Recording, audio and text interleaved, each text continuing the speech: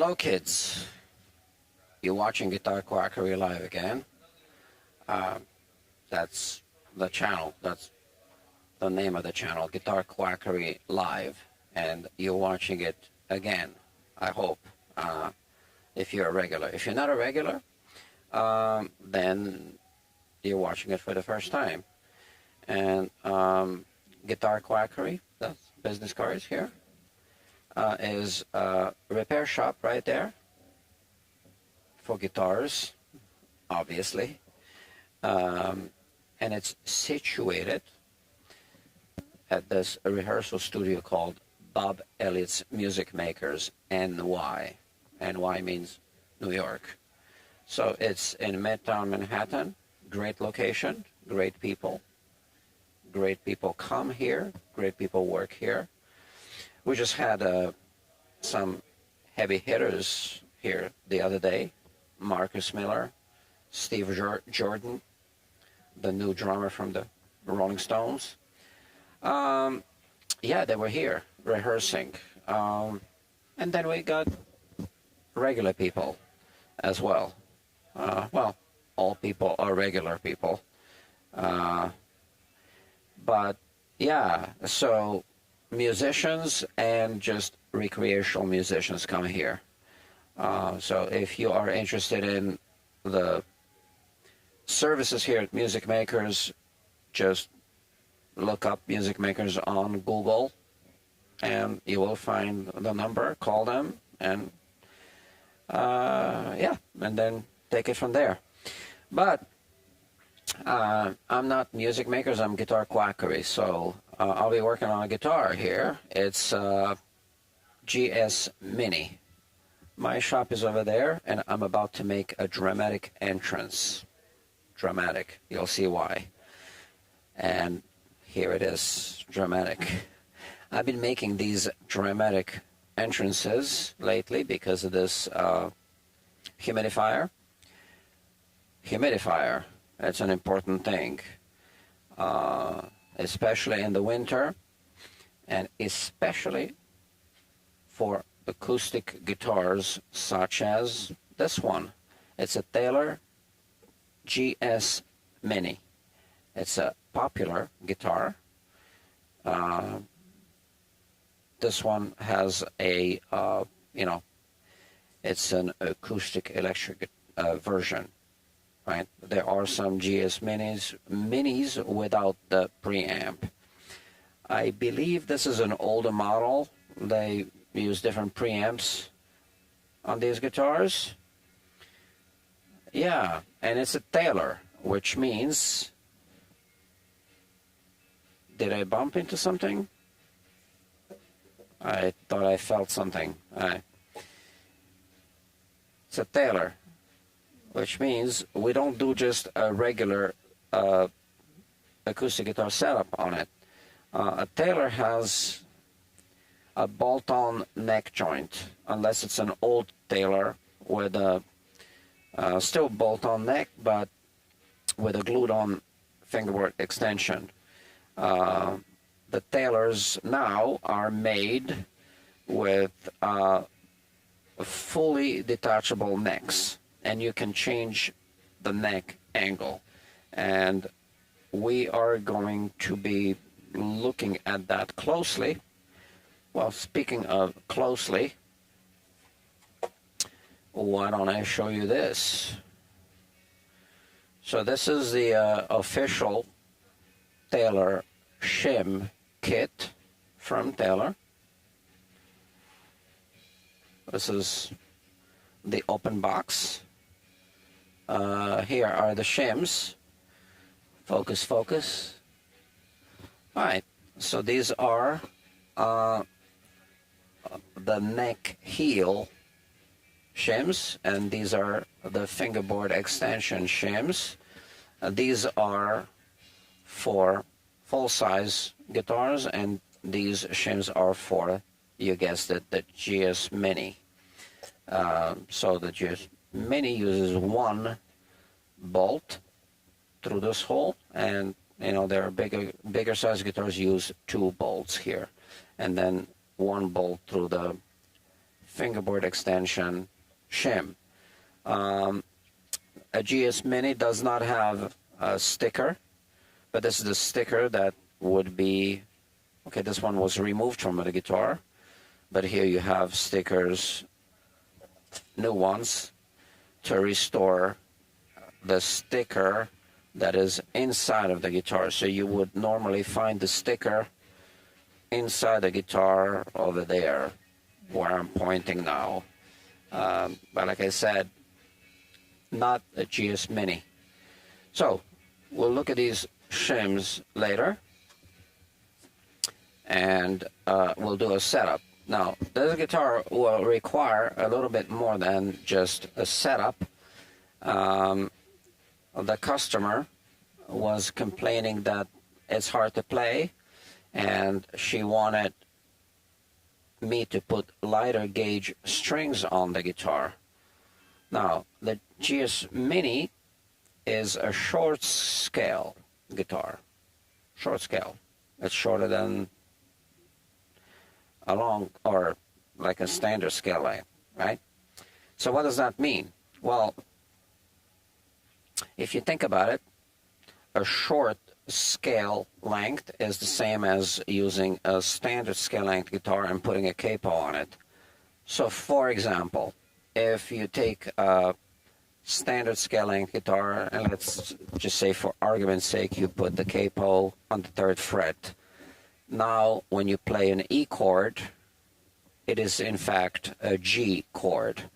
So what you need to do to make it an E chord with a capo on the 3rd fret, hypothetically speaking, would be to tune the guitar lower, which means you're loosening the strings.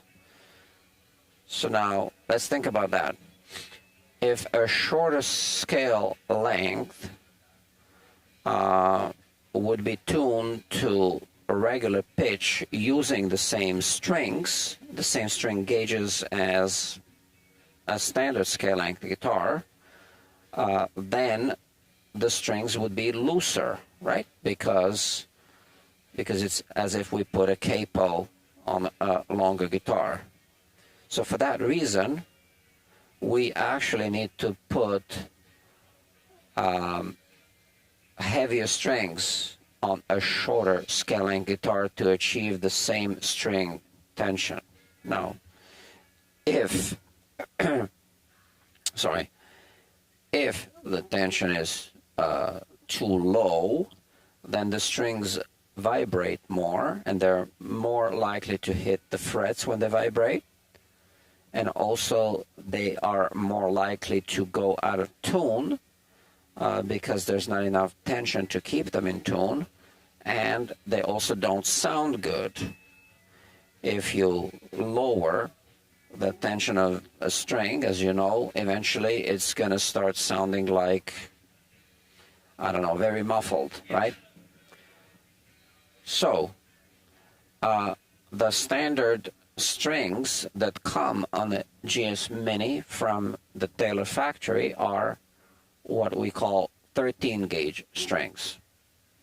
And 13 gauge strings can also be used on a standard scale length guitar, right? But definitely those are the strings that come on a GS Mini, and those are the strings that we want to put on this guitar. So it is very common for customers to request lower gauge strings because they're struggling with the guitar action, or they feel the existing strings are too heavy for them. But I looked at the guitar and I did discover that, I'll show you.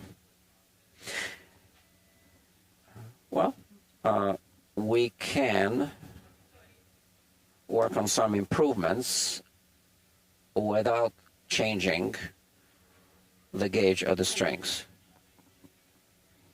So let's have a look at that. And that's what we'll be working on. All right, so I am talking about the nut. The nut of the guitar is this. So when you push the string against the second fret, you know, generally we want to maintain a small gap between the first fret and the string, you know, on all of them. But that gap shouldn't be too high. If it is high, that means that the nut is too high, and if the nut is too high, it's really difficult to push down the strings against the frets, especially on an acoustic guitar, and especially if you know, we are just recreational players. This is a dial indicator. It's a metric dial indicator. Each one of those check marks represents 1/100th of a millimeter, and that's marked right over here. So when we place the dial indicator on the string, the plunger is riding on the string, and then when we move the string down, we can measure the distance that the string takes before it hits the fret. So we want to first push the string against the second fret here, and then measure the distance that remains between the string and the first fret. Now that distance ideally should be between 2 to maybe 5 of these check marks. 6 is still acceptable. But as you can see, this string is, if I put this correctly, yeah, quite higher than that. The A string, same thing. The D,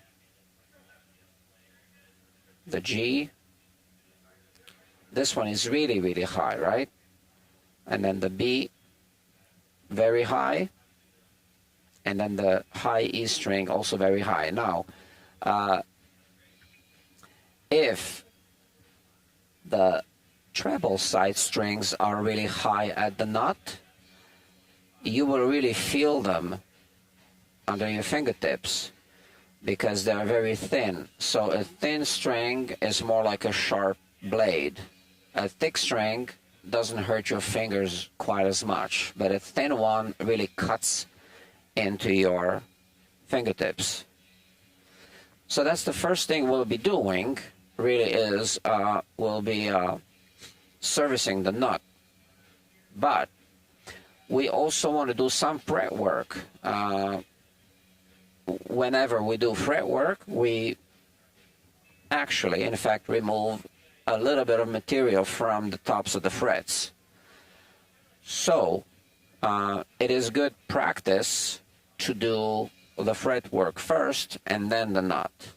But, so there's a lot of buts here, but spelled with one T, not two T's. So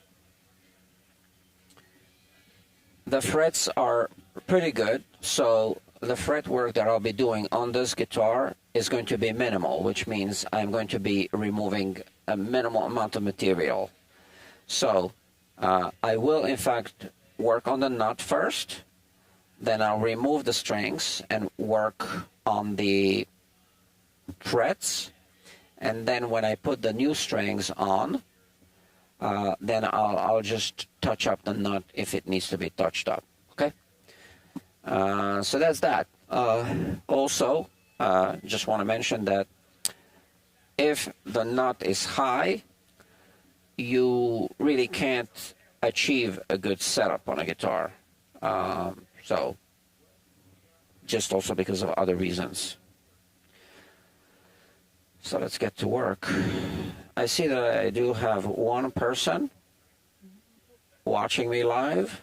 I don't know who that is. I did send a link to the customer. It could be the customer, or it could be whoever you are. You could be just a regular person. Just like I said before, regular people are all of us. Yeah, I don't know who's watching. Someone is watching. The strings I'll be putting on this guitar will be the Dario XS XS strings, 13 to 56 gauge. So I have a pack here, right here. And here it tells me the gauge of every string. So it's 13, 17, 26, 35, 45, and 56. All right. So I'll keep this pack here. Normally I work on guitars with 12 gauge strings, so I know those by heart. 13 gauge are, you know, less common, although quite common now that GS Minis are popular, right? But I don't need to fix the nut on every GS Mini. This nut is really too high. So let's work on the nut. And like I said, a Taylor is a guitar with a detachable neck that is adjustable. So we can adjust the neck tilt to alter the string height. We'll talk about that later. All right. I'm using, you see the humidifier here? I'm using a humidifier in the shop. I have another one right there. That one is just an evaporative humidifier. It doesn't produce this kind of mist. But humidification is really important during the heating season. All right, so let's look at the nut here. This is what we see. You know, some scratches. That's really not a big deal from string changes. These are coated strings. You can see that the coating is actually shredding here. Okay, so I don't know why. Maybe something was rubbing against the string. So these could be the Dario XS or Elixir strings. I'm not really sure yet until I remove the strings. I'll look at the ball end of the strings. Oh, here the nut is chipped a little bit. Again, we see the coatings rubbing off. Okay, we have this situation. This is the 26 gauge G. This is the B string, and here we have the high E strings. Now, since we have the guitar here, why don't we have a look at the frets? As you can see, there are some tool marks. We can see some tool marks here. Well, tool marks, it's really sandpaper, scratches, I guess. And, you know, we can get a better finish on these frets. The smoother the frets, the better, because you reduce fret wear if you reduce friction. You can see that the factory, someone nicked the fingerboard on the side when they were filing the fret ends here. Okay, so they held the file at an angle and they nicked the fingerboard a little bit. It's not a big deal. We see this often on guitars. You can see it here as well. And here, oh, I don't know what that is. Interesting. It's something. I don't know if it's edible. I don't know. Is it a strawberry? I don't know. But it's there. And we are going to remove it, I guess. Where is it? Which fret? Here. Yummy. Okay. Okay, so all right. We are going to work on the nut first. So you saw the frets are, you know, decent, but they could be better. It appears appears that I lost my audience. Well, it doesn't matter, but I kind of got to keep talking because somebody might be watching this in replay. Somebody will be watching it in replay, right? Eventually. Okay. That's that. And I need the string winder. Let's get busy. Enough talking. I've been talking for 20 minutes. I can't believe it. Okay. Let's put this cradle cube, it's called, here instead of this neck rest. Okay. It keeps it higher, a little bit easier to unwind the strings on an acoustic. All right.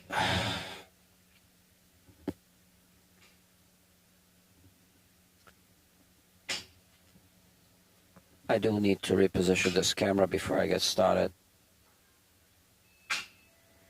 And I need to make sure it's in focus. Good enough. I don't know if you hear the banging pipes. The heat pipes are banging. It's terrible. But it is what it is. Okay. Let's do this. I know that this is too high. I already measured it, right? So I am simply going to unwind the string and now remove it. And let's look at this. So we see some metal deposits at the bottom of the string slot. That's a common occurrence. I think I want to reshape the back end of the nut first a little bit.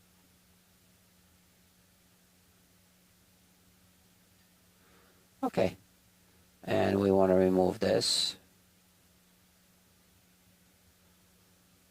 Oops, I dropped my file.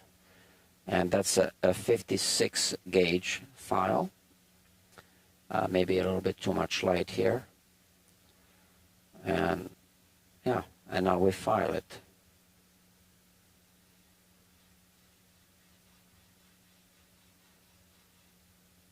So as you can see, I did remove those metal deposits. That means that I did file the material right here. Yeah, so clean up the file, put the string back, and put some tension on the string. It doesn't have to be in tune. We want to look at this little gap. And right now I'm just eyeballing it. I see that it is still higher than I want it to be. So let's go for it.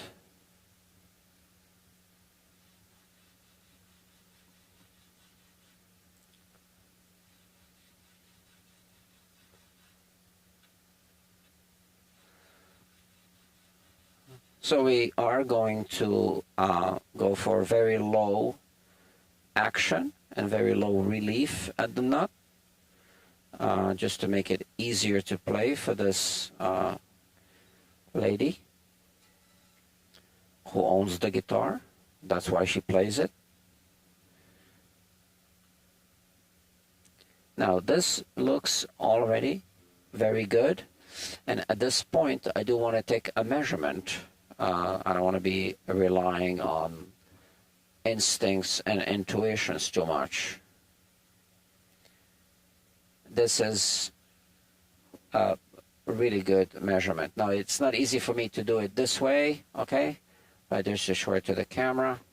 So now it's riding on top of the string, right above the first fret. And now I gotta push it against the second fret and measure this remaining little space. Hold on. See, at the edge it's kind of difficult.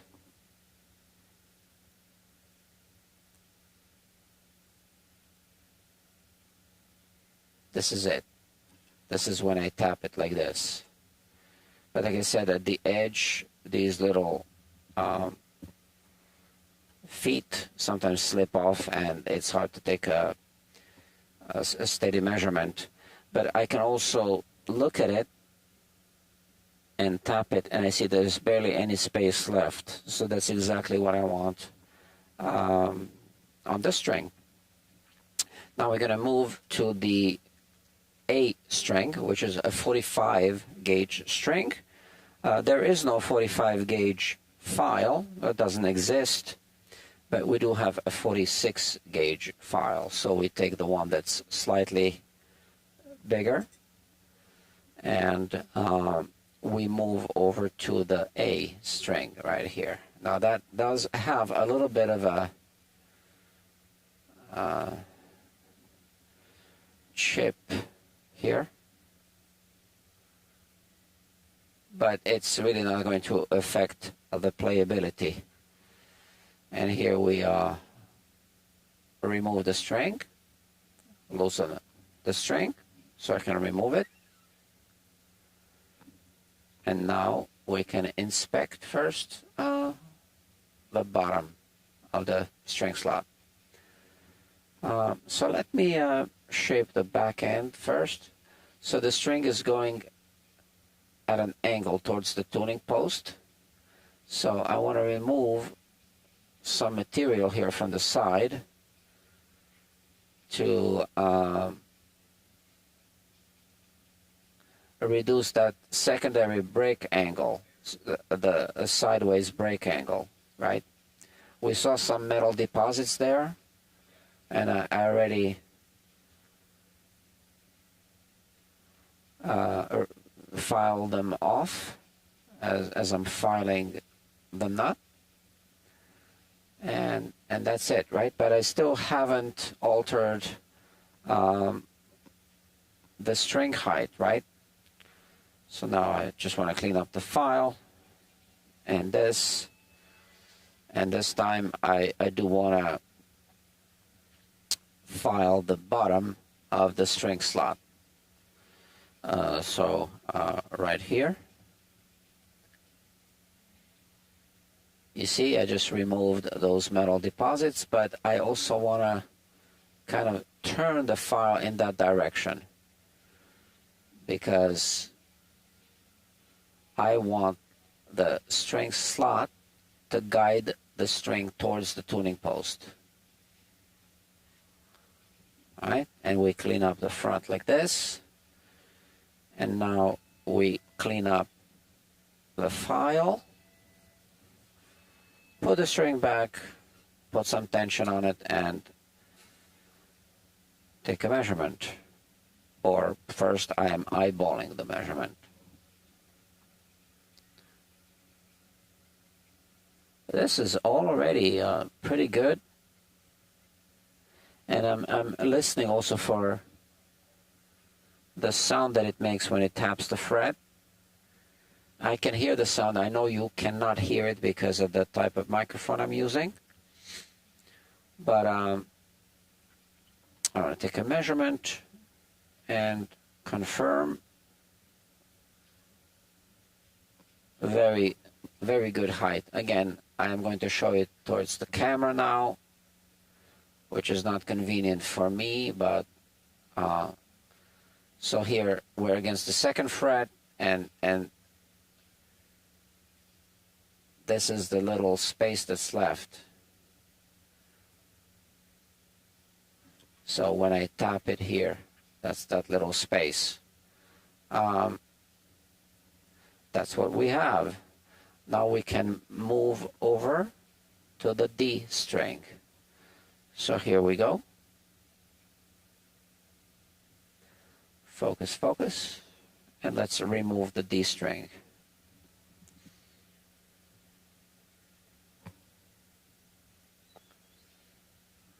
We have a more severe secondary break angle on the D string, obviously because of the headstock design.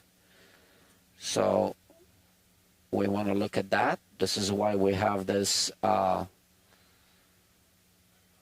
dark spot here. Those are metal deposits from the string pushing against the side. We can't really completely eliminate this, but maybe we want to file it down a little bit, just to make it, just to reduce the pressure that the string will produce here when it's guided towards the tuner. So it's a 35 gauge string, and I'm using a 36 gauge file, right? There's no such thing as a 35 gauge file. Again, I'm holding the file at an angle because this is what I want to hit first, okay? And I am turning the file like this. I'm shaping the back of the nut first.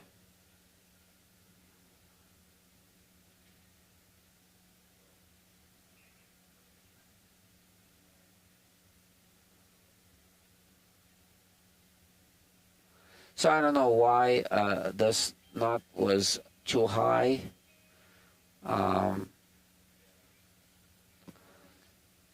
Factories employ thousands of people, hundreds or thousands, whatever, so sometimes some people might be less skilled than other people who work there.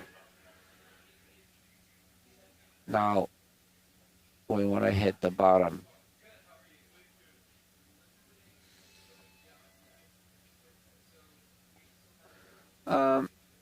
The material is called Tusk. Okay, it's a composite material.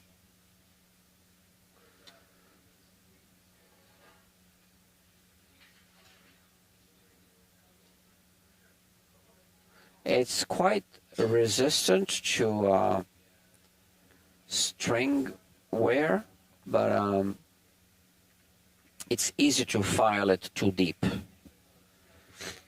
especially with a diamond grit file. Okay. Now I want to put the string back and put some tension on it and take a measurement, or eyeball it first, really. Oh.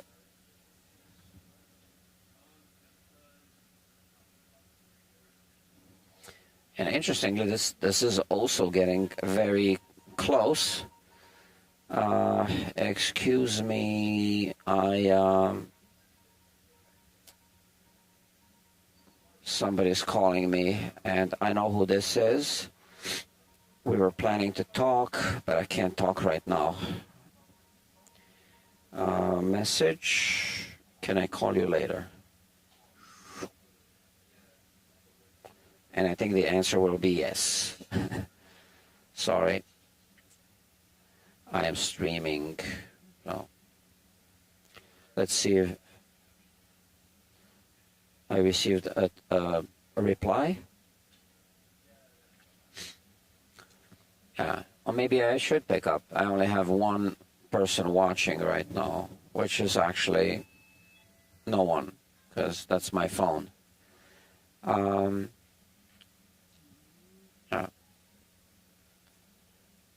So sorry I missed your call. Yes, thanks. Okay, cool. Yeah, I called them before, earlier, so I'll call him later. It's also actually a customer. I will be working on his guitar. I've worked on quite a few of his guitars and basses already, and I live streamed already some of his projects. Okay. Where was I? Yeah, so it seems like I said, it's easy to file it too low just with a few strokes. So I just want to make sure that I don't go too low.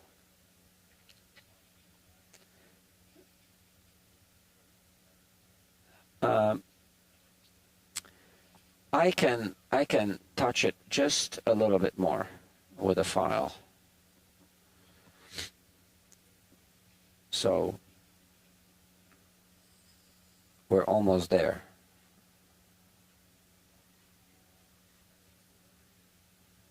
And sideways also, I see. I need to fix that. Not really fix, improve.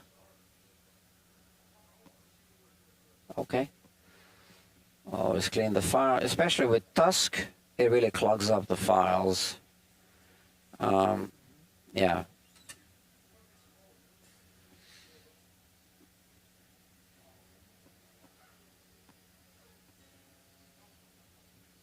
Okay. Let's have a look.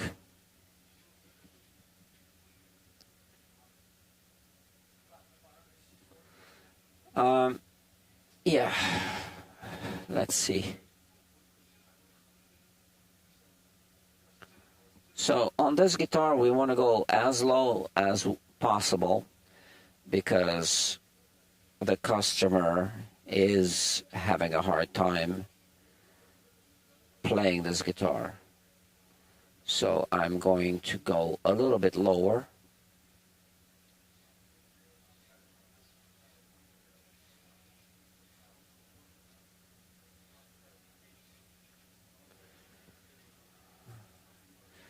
And that's basically how we do this. We file down a little bit, put the string back, measure, and repeat.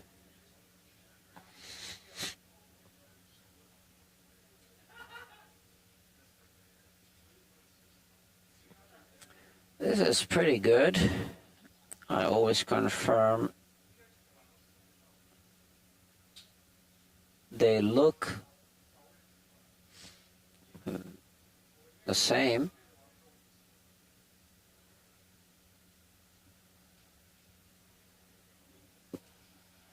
Again, for the benefit of the viewing public. Hold on, let's put this in the right position. If I move it around, obviously this moves a little bit, but I gotta hit the spot. So we have a very minimal space here, and that's that space that remains. I don't want to obviously file it any lower than that, but there is a little space. Even the dial indicator doesn't always recoil all the way back, but we can confirm it with the onion skin feeler gauge, which I have in this set. It's a really, really thin feeler gauge. You can see how thin this is. Just place it here. Okay, so that's the D string, and now I've pushed against the second fret, and you can see there's a little space left. There's a space here, and there's a space here as well. It's a minimal space. Now we need to move over to the G string. Let me just confirm visually. Yeah, we need to file it down a little bit. So here we go.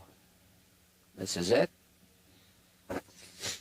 If we inspect it, we can see that, yeah, again, we have that secondary break angle at the back.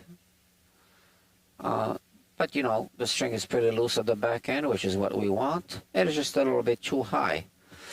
So let's remove the string.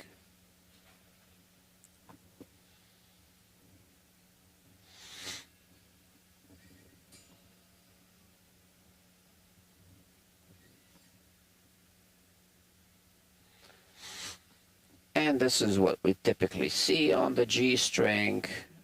Obviously, it's being pulled towards the side. So we see this witness point at the side of the little trench, which is the string slot. Now, the string that goes here is a 26 gauge string. There's no such thing as a 26 gauge file, but we have a 28 gauge file. So just like we did before, let's just make sure the back is good. That's always tricky. We want it smooth.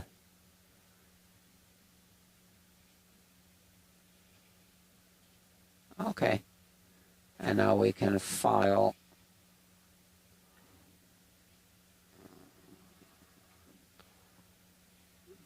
We can file the tip here, right? That's where the string is anchored.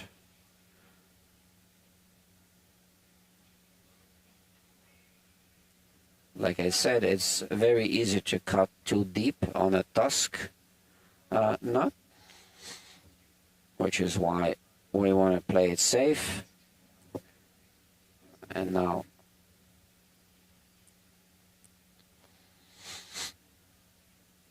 I do a first visual inspection. I can see without measuring that it is still higher than I want it to be.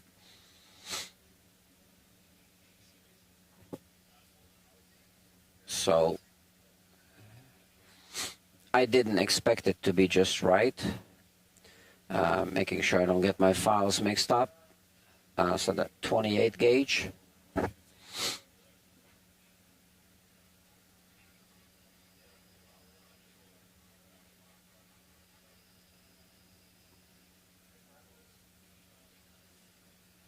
It's important to clean the files because clogged up files don't cut too well, and then you end up pushing too hard. And when you end up pushing too hard, you can cut too deep, right?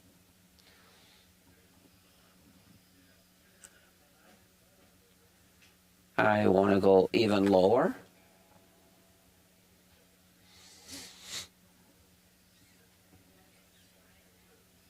But we are getting really close to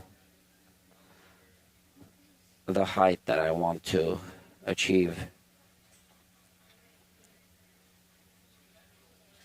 And remember, as I explained at the beginning, we are doing this now, but we are just doing our preliminary cuts because we want to work on the frets. And then we'll just check, we'll just verify everything, and we'll adjust if need be.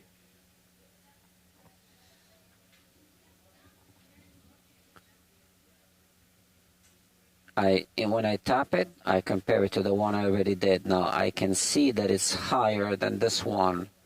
These are pretty well balanced, kind of all the same. And this one is still higher. I don't need to take my dial indicator just yet because I can see that it's higher.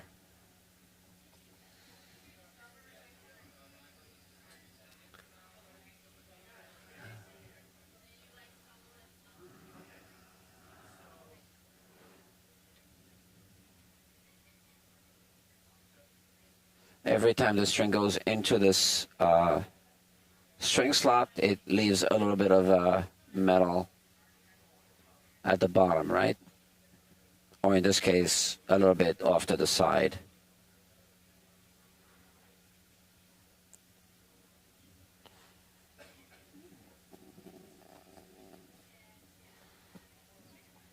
So even if it's a coated string, the coating wore off. It is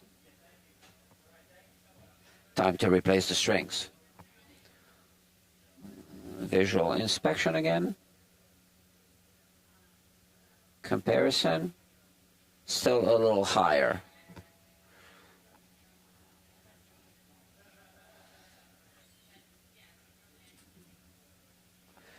This is a job that should not be rushed, obviously. It's pretty obvious, right? We are talking about distances that we measure in microns, I guess.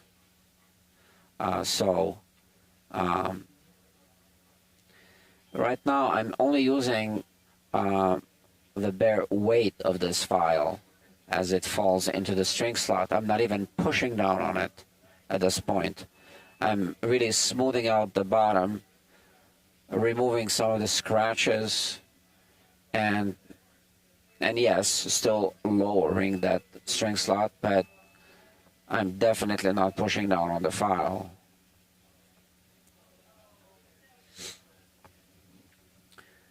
Visual inspection. Now it looks the same, but the eye doesn't see everything, so I'm going to take a measurement definitely. And it is right where I want it to be again, to show to the camera where we're at.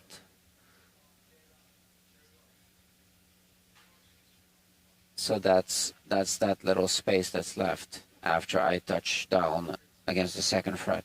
Now just to show the height of the B string before we file it. Look at this height, okay? And I'm doing the same thing, right? So we want this string to be the same as this one. And then this one as well, if I show the height. And as I explained earlier, look at this really high action, right? As I explained earlier, it is the thin strings that really cut into the fingertips if they are too high, because it's kind of like a sharp blade. So we're done with these 4 strings, and now we want to move over to the B string right here. Remove the string,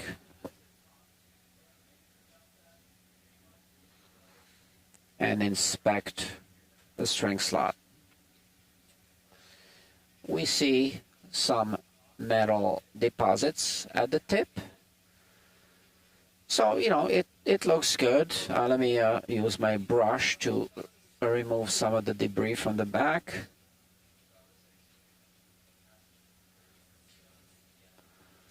Okay, but, we know it's too high. We are going to use a 17 gauge file for this one, which I have right here. I always take these files out of these holders. I don't like the holders too much, but that's a 17 gauge file. So yeah, let's do some work. Here we have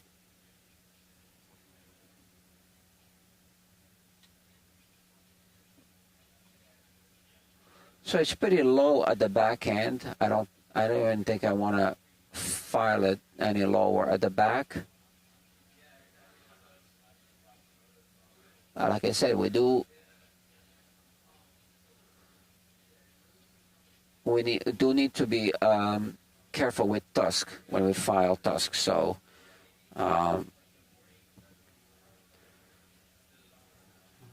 we want to do this in baby steps. Here it is.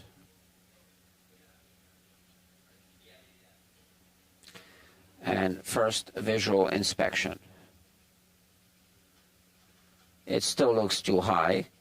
No need to take a measurement just yet.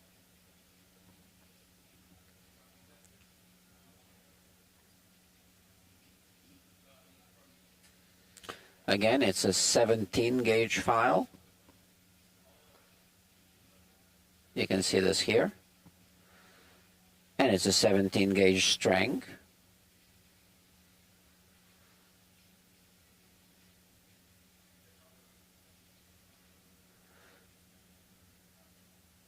I always like to clean up this just to deburr the front a little bit. And please always clean the files, especially if you file a tusk nut. It clogs up the files very quickly.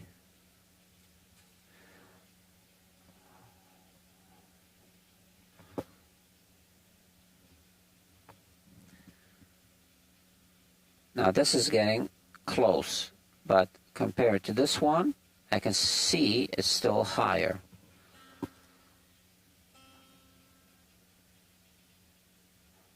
Yeah, I know that she wants it a little bit lower still, so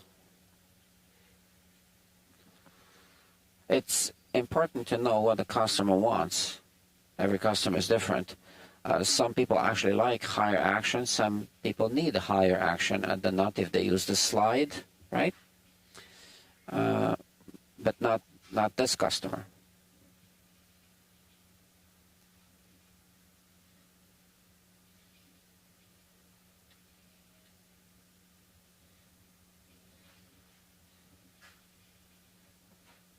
Yeah. Now on a bone nut, when I file a bone nut, I can kind of do this, and the particles fall out. On the tusk, they're too sticky, so the only way to get them out is with the brush.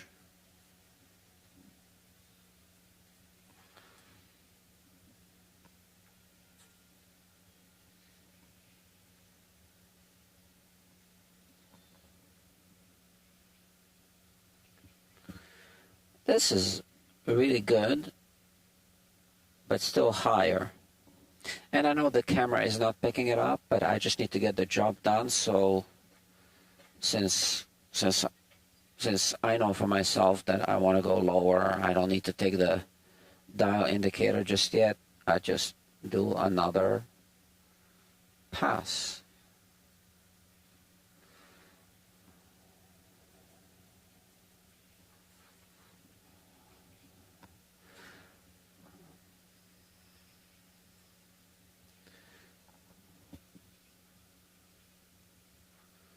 And that's where I do want to take a measurement.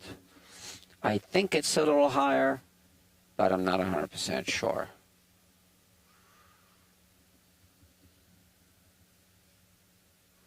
Yeah, and I was right. Again, just to show it to you. So, yeah, you see. So I want to go a little bit lower.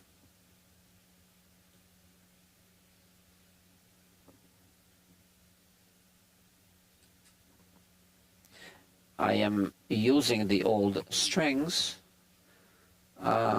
because I don't want to risk breaking a new string, or I don't want to fatigue a set of new strings for this. So as you can see, every time the string will leave a little bit of metal deposits at the bottom. So you can see that I'm removing material.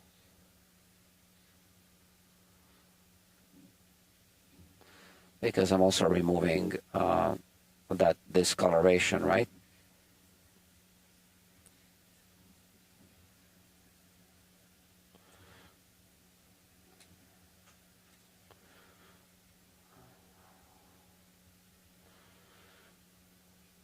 So there's Tusk and Tusk XL. Those are two different materials. I am going to make, in fact, I have a video in the making about that.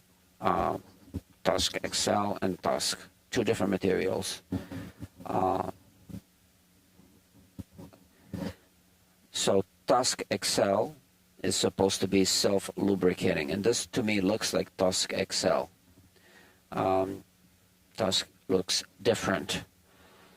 Yeah, but there's more to the story, which is why I'm making a long-form video, which reminds me, you should check out the Guitar Quackery YouTube channel, the main channel, which is not this one, it's the other one. This one is just the live streaming channel. So I see that it is still higher.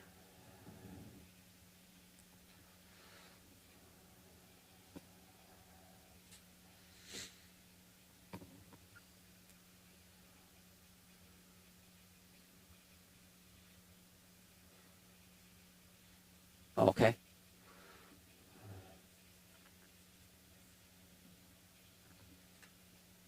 A knot can take a while.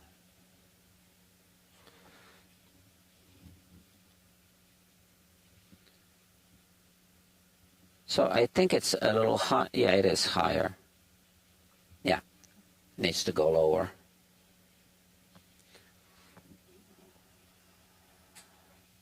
Again, I couldn't measure every time, but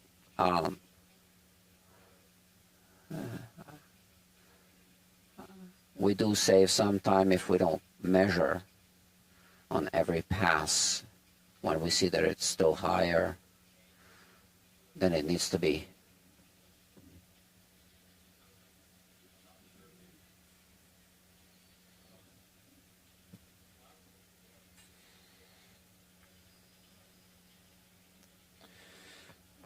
Okay.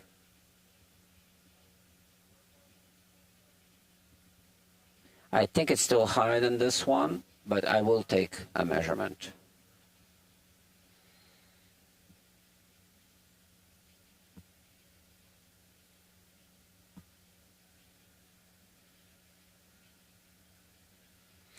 Yeah, it's about 7/100ths of a millimeter right now.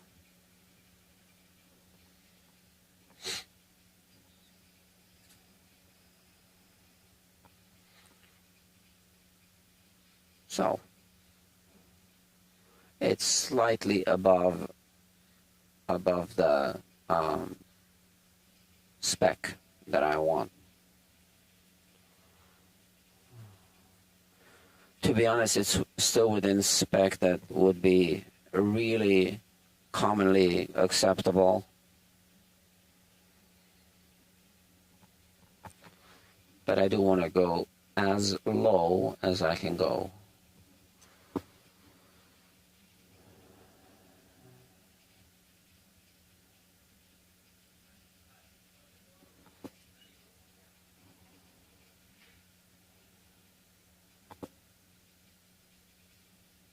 This is what we have. 1/100th of a millimeter. Now here I can see on the camera it looks like it's moving a lot, but that's just a reflection on the string. But there's barely a gap there. It's good. Now we want to work on the other string here. That's the E. Let's remove that string.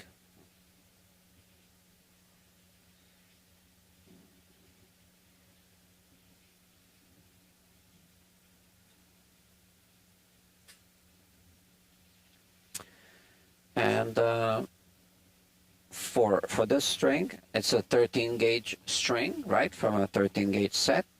I'm going to use a 13 gauge file. Here it is. There's a little bit of a witness point at the front, which is what we were expecting to see. So let's just remove that. Maybe a little more. And now let's put the string back and have a look. I'm sure I need to go lower, but you know, like I said, making a knot is time consuming. So I'd rather spend a little more time now and not have to make one from scratch. Yeah, it's way higher.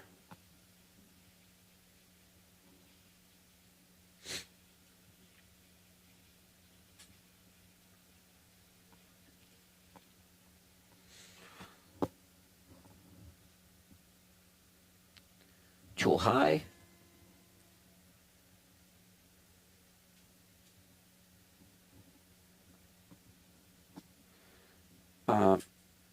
I'm not sure but it looks on the computer that this is frozen. So I don't know if the live stream was in fact frozen or not. I'm going to check the replay at 1 hour, 1 minute. Yeah, I need to write that down. Where's my pen? I will check that.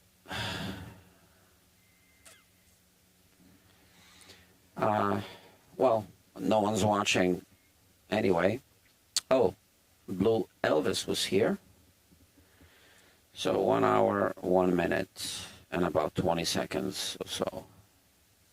I'll check. I wrote it down. Okay.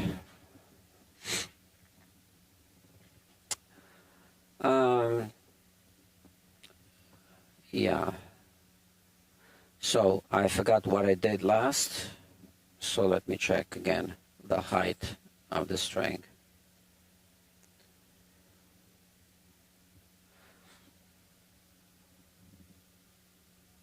Too high, as I was expecting. 13 gauge file again.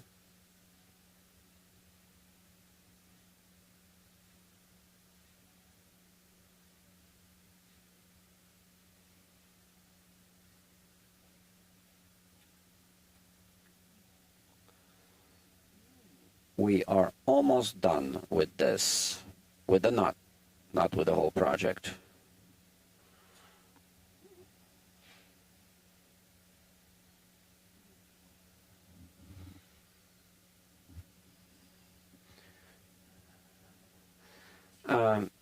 Yeah, so I think that the live streams do slow me down a little bit. So maybe I shouldn't be talking too much all the time.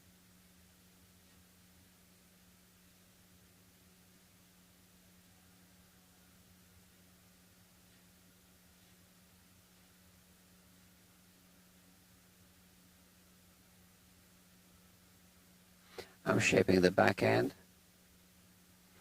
I just wanted to look a little bit better.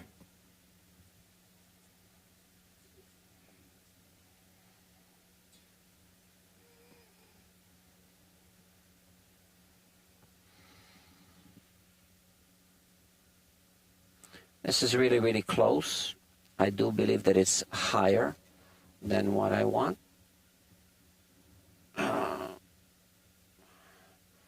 But, yeah, better check than sorry. Yeah, it's higher by a very small amount.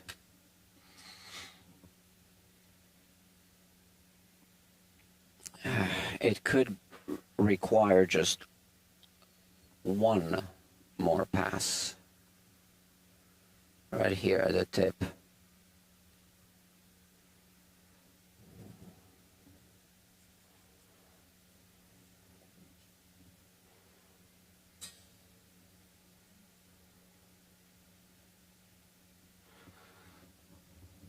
Maybe this is good. I believe so.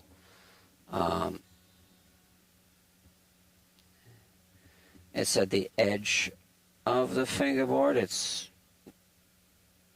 tricky to take a measurement.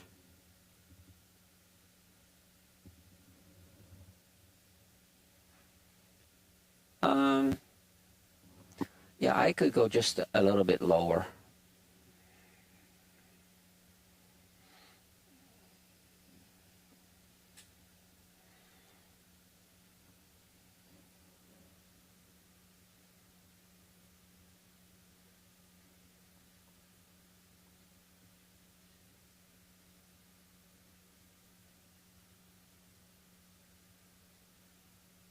And again, I'm doing some work at the back.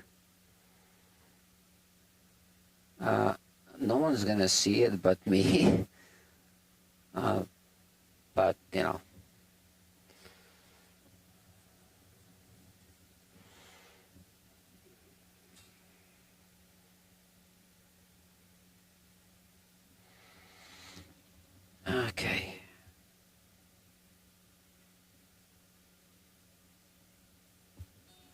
just a little bit.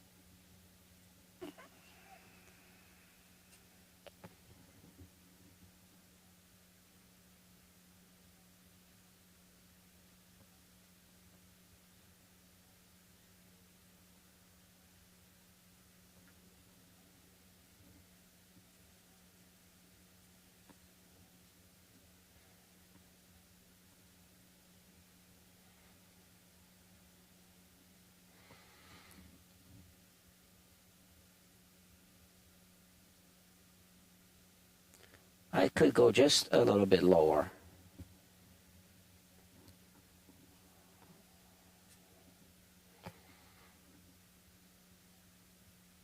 This is really splitting hairs here. But that's what she's paying me to do, so to split hairs.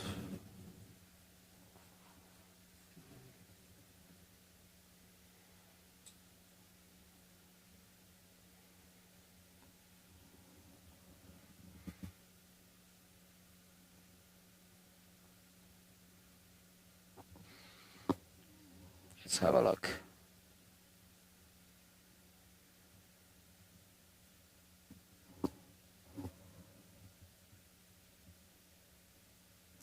Just a little bit lower. Yeah.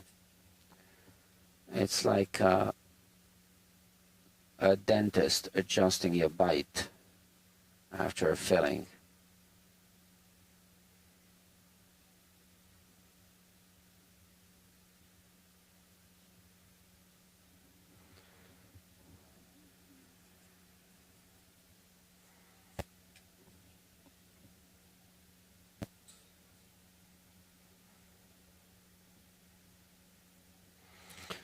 Okay, maybe, huh? Yeah, I think that's it.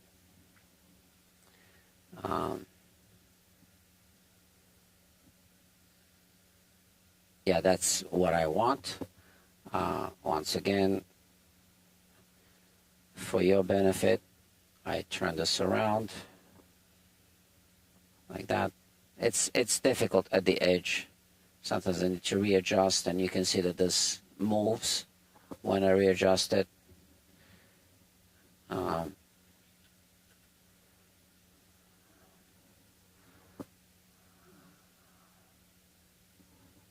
So where am I here? Readjust it.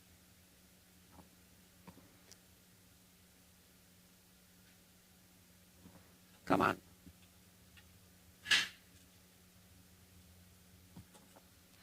It's slipping off the edge.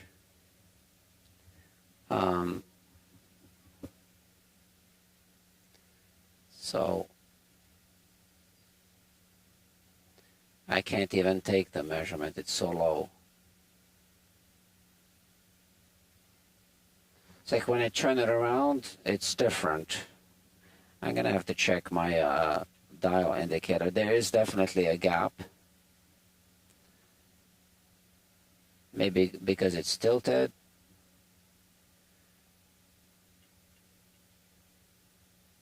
Where are you?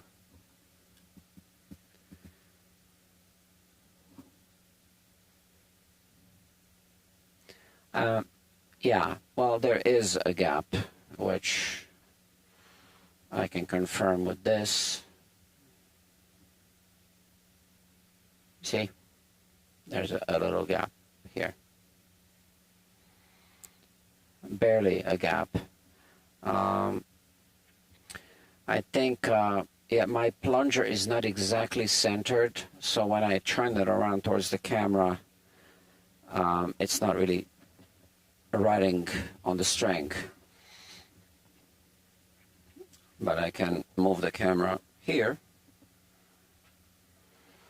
I did notice that when I turn it around, I get kind of like false readings sometimes.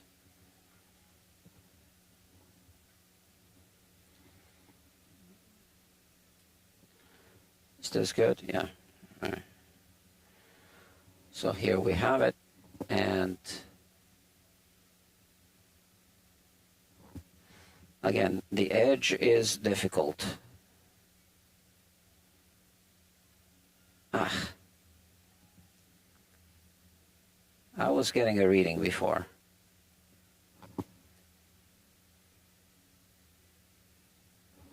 I don't know, maybe it's stuck.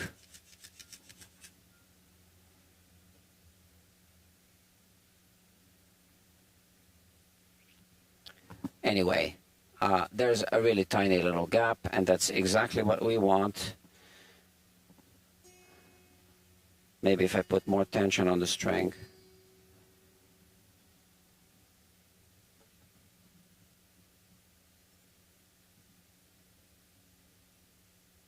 Yeah, now I can see it. That little gap, right. That's it. Now, I'm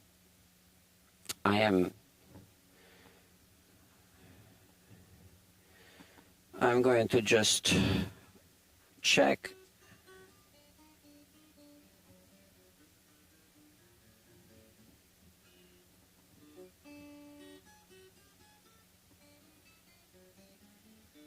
The first 3 frets.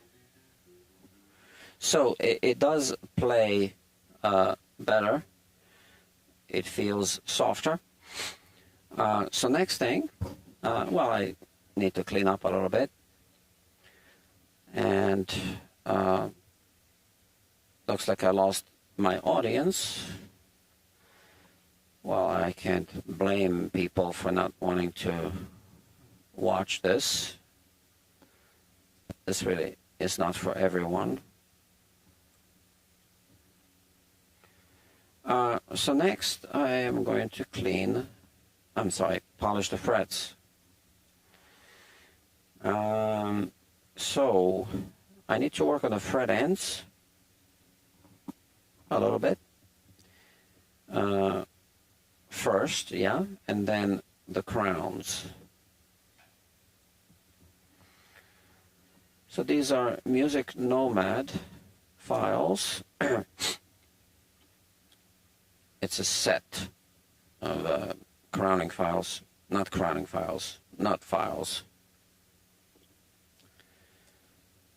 Really good tool.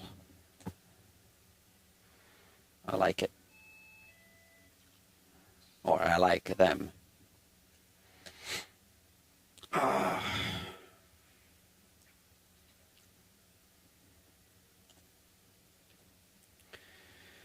But I need to move through this quicker now.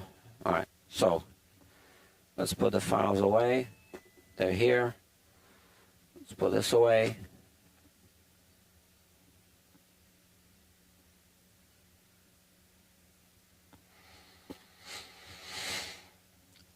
And now I'm going to work on the frets. So I'll remove the strings. Let me think for a moment here. No, I'll work on the setup, on the preliminary part of the setup. So let's remove the truss rod cover.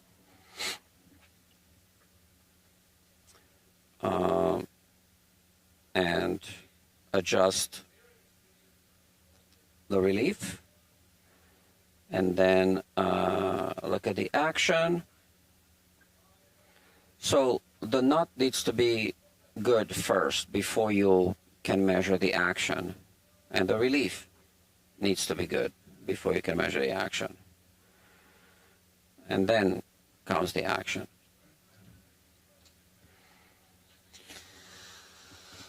All right.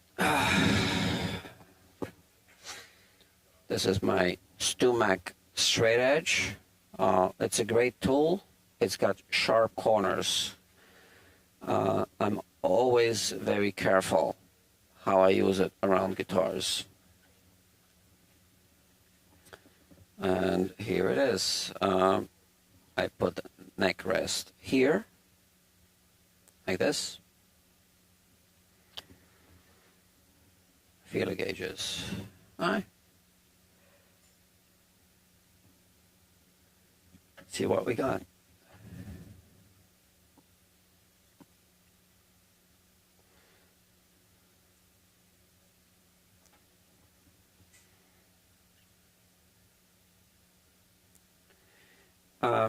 well, we have a little bit of a differential relief, but I'm also discovering that we don't have enough relief.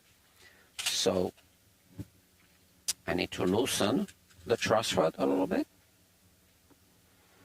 which I'm going to do right now.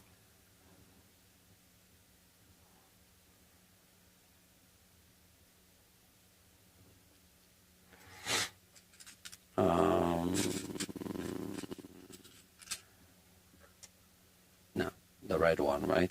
Yeah. Okay, so this is the Taylor truss rod, and here I loosen it a little bit, and then I just tighten it, just not as much, right? And now let's measure our relief on the treble side.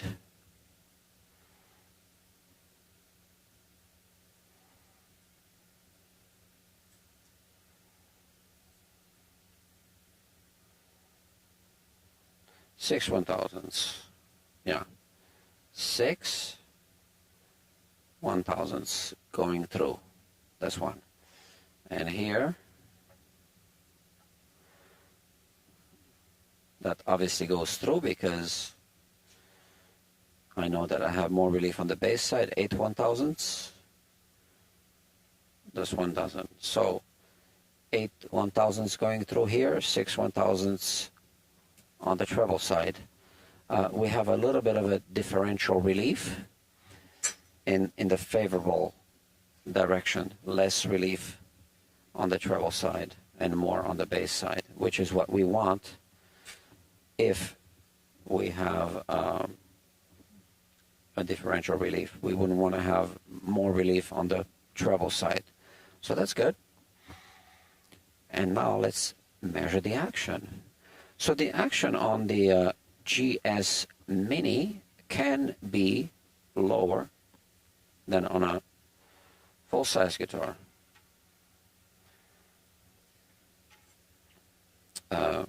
Filing the nut already lowered the action, and it feels good, but we don't really know until we tighten the bolts that hold the neck. So I often find the neck bolts too loose on Taylor guitars. So, you know, when you tighten them, it pulls the neck, it, you know, kind of oversets the neck a little bit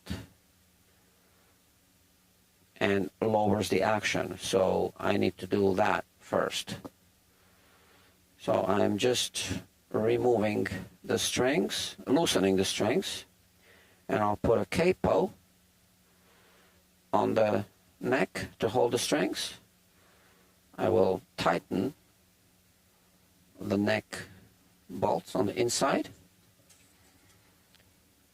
and then I'll measure again.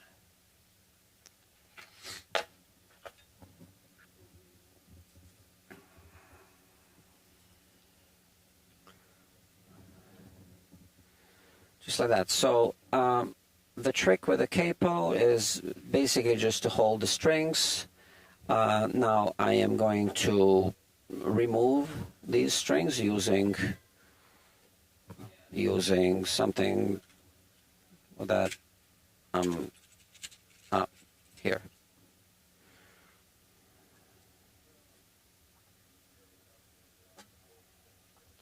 You know, I just realized that the guitar was not in tune when I measured the relief. Yeah. So I am incompetent.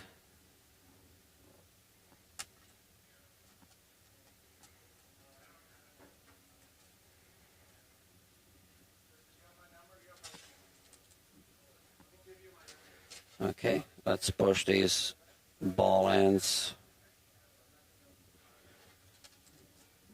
I want to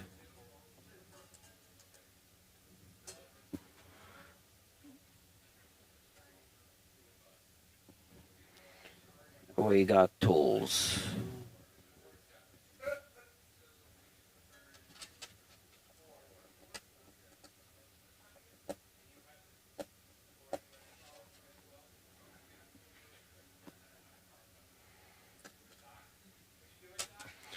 Okay, so we have a bolt here, and we use this. Is this the one? 7/16, so I always forget. I think so. Okay, so we want to tighten it first, or make sure that it was tight, and it seems like it is. Well, it is now. It wasn't before. And now we have another one holding down the fingerboard extension. And I have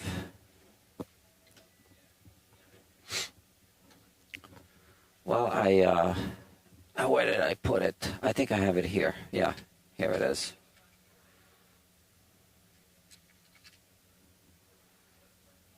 Okay, that's a little jiggy tool that I made. I put together. I can't show you what I'm doing, but there's a bolt here.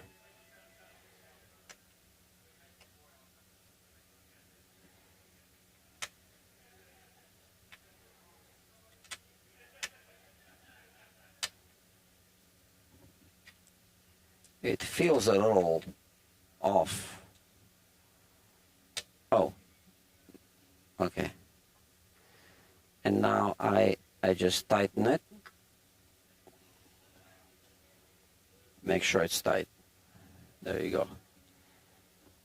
All right. So that's it. Put the strings back.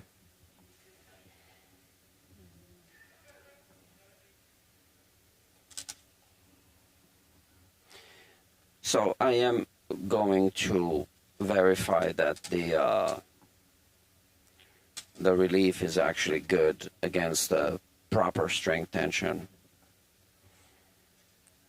So that was an oversight,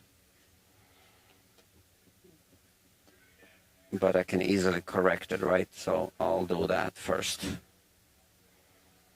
because the relief needs to be good before we can draw any conclusions about the action.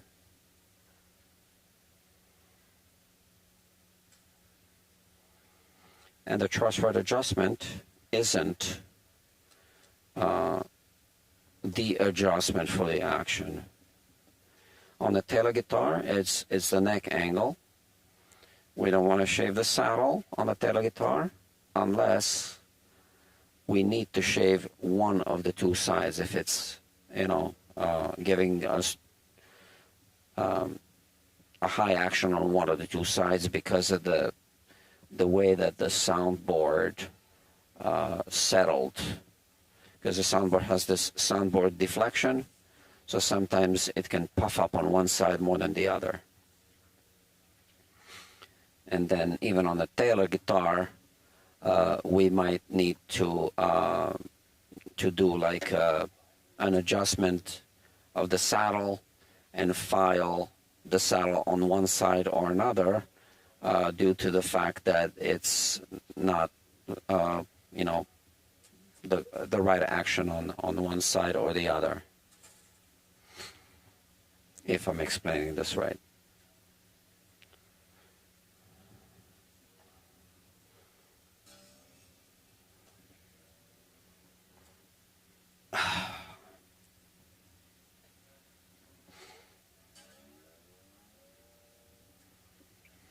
I don't think you can hear anything, so let me turn on this microphone here temporarily, and I believe that now you can hear some sound from some room sound.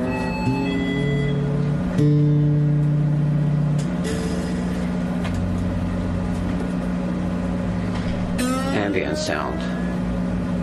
That's the word.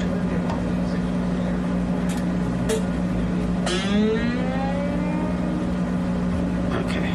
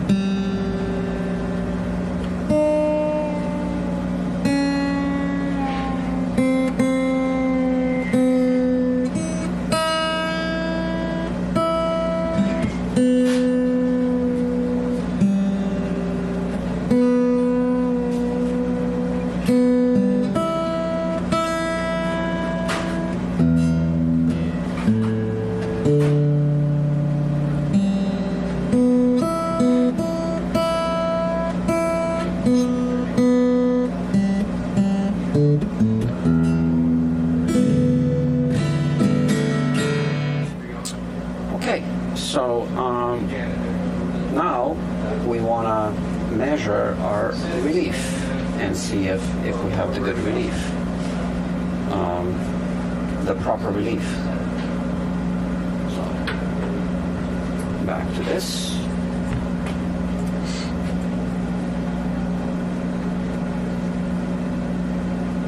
So what did we have? 6 and 8, right? So let's see.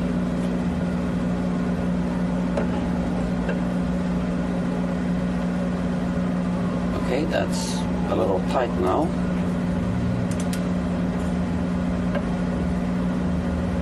Right. So the strings were tighter before. They were pulling the neck in this direction. So we need to adjust the truss rod again.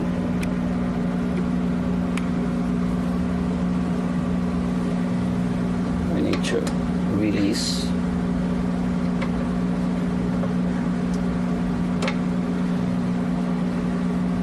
in this direction, and then tighten just a little bit, just to set, to make it maybe a little bit more. Okay, it's kind of like tuning the string, right? You always want to tune up to the pitch, and now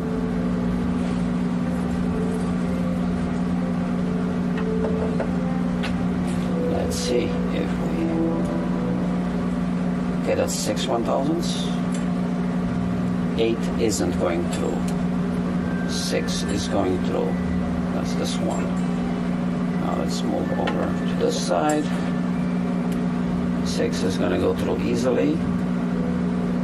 8 is going to go through snugly, and yeah. So now we have the proper relief at the right string tension, and we tighten both bolts, and now we can measure the action.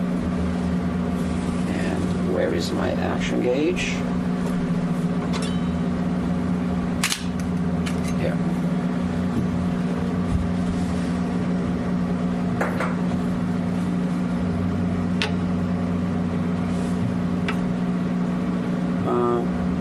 So we do have a little bit of a, just like I said, lopsided situation,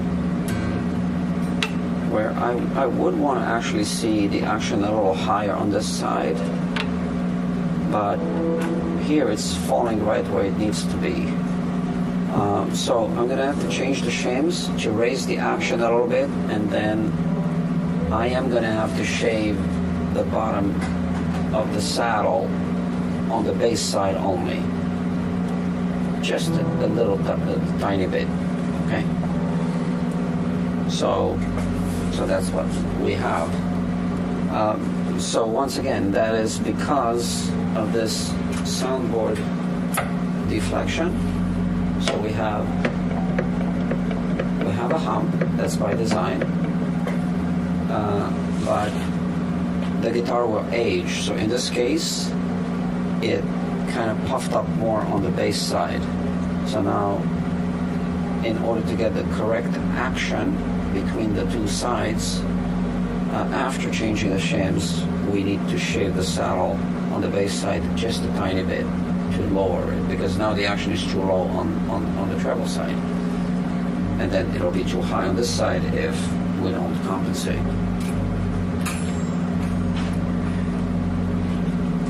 I mean, I just kind of want to see how it plays. It is too low for me. I don't really like the action to be quite as low. Where's the pick? There's a pick here.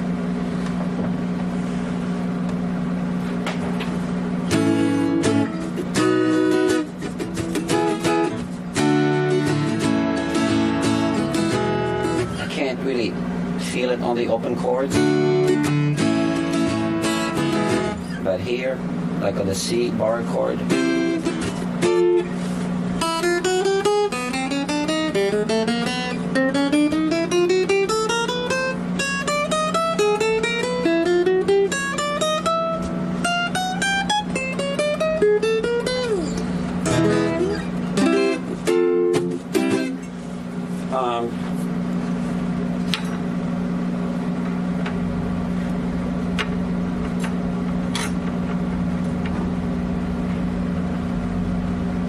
it's not very much. I just want to tweak it a little bit. Okay. So why don't we do that?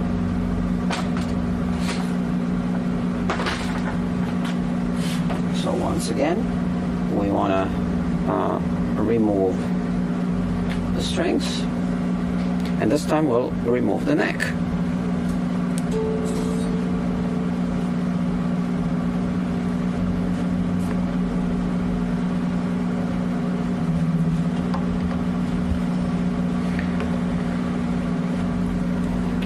This is a good example that shows why we want to do as much work as possible with the old strings on, especially if they're in relatively good shape, because we don't want to be fatiguing a set of new strings.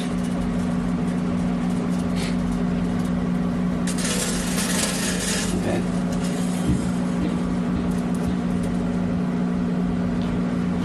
There's my tool here.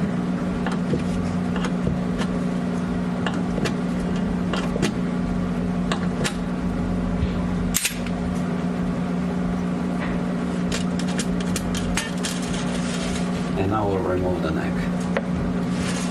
So these strings are getting stuck a little bit. I just need to push the ball end to unhook it. They wouldn't be getting stuck if I cut them, right? But you know, we're saving the strings for now. And now with this tool, I'm going to remove the fingerboard extension bolt first.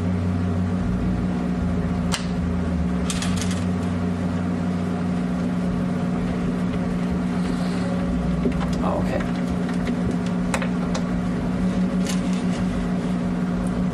This is it. I can leave it like this, and then with this one, just the other bolt.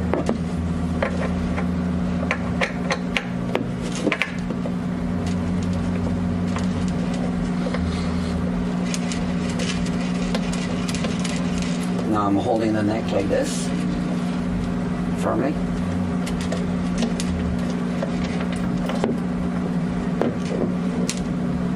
Okay.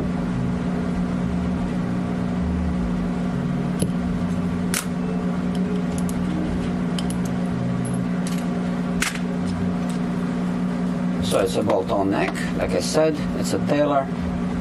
That's the famous design.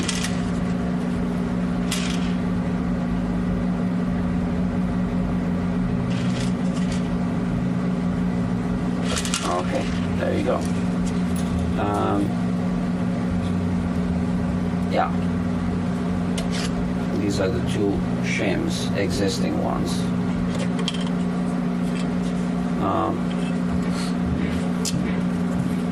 So there are numbers on the shims. Minus 14 on this one, minus 8. I want to be raising the action, so let's talk about that. First, let me get my box of shims here. I was charting out the some Taylor setups so that I can kind of refer to this chart. And I think what I'll do is maybe I'll publish this on Patreon or something. I don't know yet. So I guess I'm not making it public today.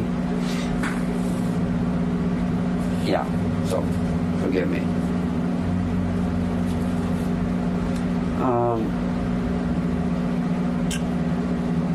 But I can tell you this. According to Taylor, plus 4 shims raise the action 1/64th of an inch measured at the 12th fret. Okay, that's the information I got from someone who worked for 20 years at the Taylor factory. And yeah.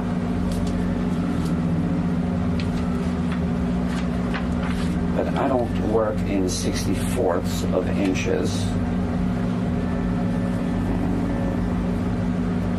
So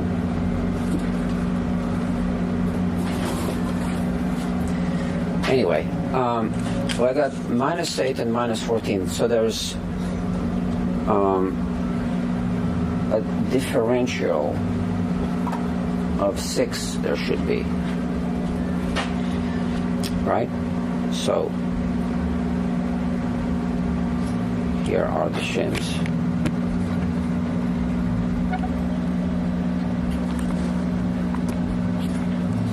Of 6 units. I don't know what those units mean. I wish that the numbers were the same on both, but that's what it is. So minus 8 to minus 14, there's a differential of 6. 6 in either direction. In this case, minus 6 or plus 6, however you want to look at it. Yeah, that's how they made it. So I'm going to use minus 10 and minus 16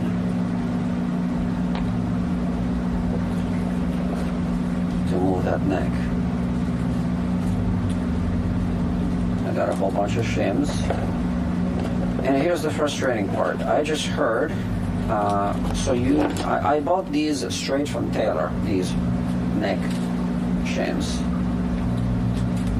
and apparently Taylor changed their policy, and from now on they will no longer be selling them to the public unless you are a Taylor certified technician, which I'm not. Now, to become a Taylor certified technician, I believe you need to travel to California and get certified, and I'm just not going to do that. Yeah, I don't plan on doing that. So for now, I do have a bunch of shims, and I can still perform these services, but at some point I will run out of them, I guess, of the numbers, and then what? I don't know. So these two, I'm going to place them here and here, because I don't want to move it by much. I know that she wants super low action. Yeah, so it'll be lower than standard for her, but I don't want to go crazy low either.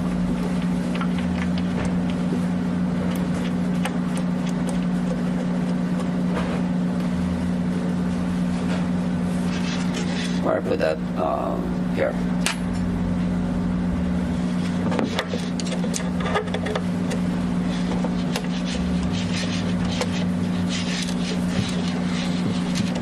always important to tighten these, but not over tighten.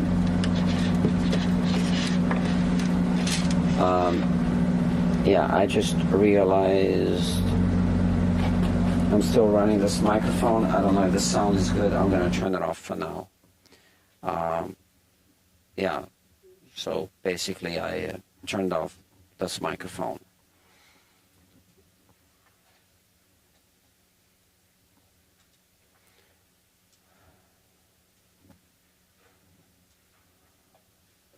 Okay, and now this one here.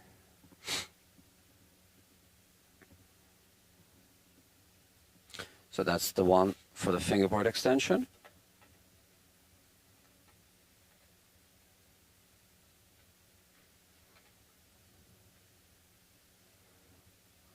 Okay, and I use this to tighten it. I'll explain this in another video in detail.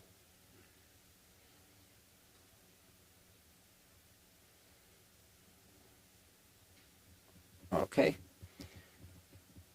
so this one's tight now, and I need to tighten this one all the way.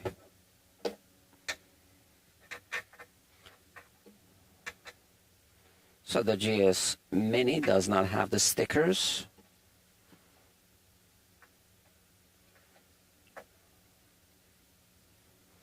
I don't like the stickers anyway.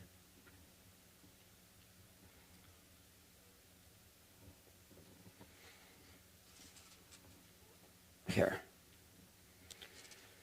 All right, and hopefully we should be good, except for the saddle, right?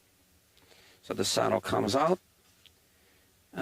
I'm going to have to shave the bottom of the base side. Obviously taper it, right? But I don't want to do it just yet. I just want to do the neck angle first and then draw conclusions from there.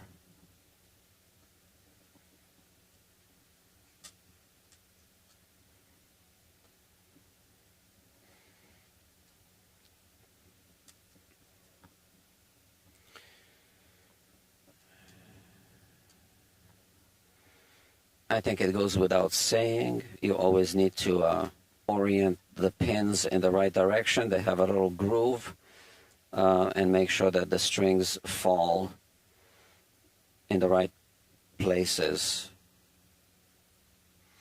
I just got a text message. Oh, it's from the owner of this guitar.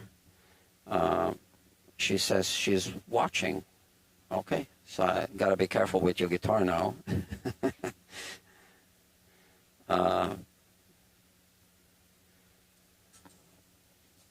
Okay, that's that. So at this point, I wanna. I think the shims will be good, the way I just put them. The replacement shims, right? The new shims. And then I'll measure the saddle height on the bass side, which is a little higher. Then I'll make that adjustment. And then I'll remove the strings altogether. No, I'll remove the strings before making the saddle adjustment. And I won't put the strings back on, the old strings. I will just do the fret work. And then I will do the restringing, check the nut, and then that'll also give me the opportunity to check the saddle. Right, so we're skipping one part, which I, always kind of skip. Again, to give you a little ambient sound from here. It's this. I think that if I push this button that you can hear this mic. I don't know. I'm not sure. I got too many buttons here. Oh, and gotta put the sharp thing away.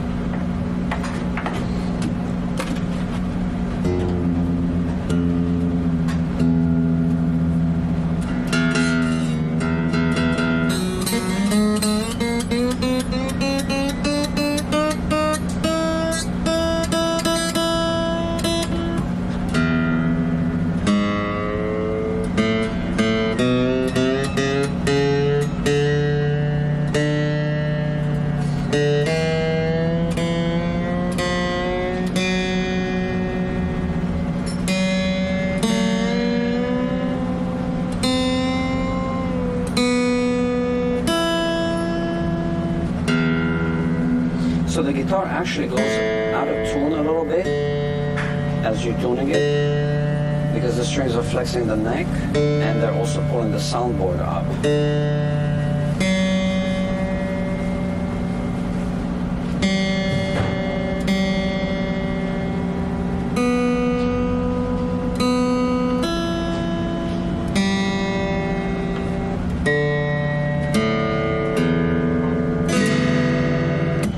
Let's check the action.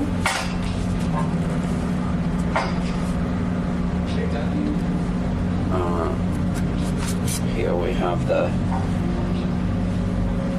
action gauge.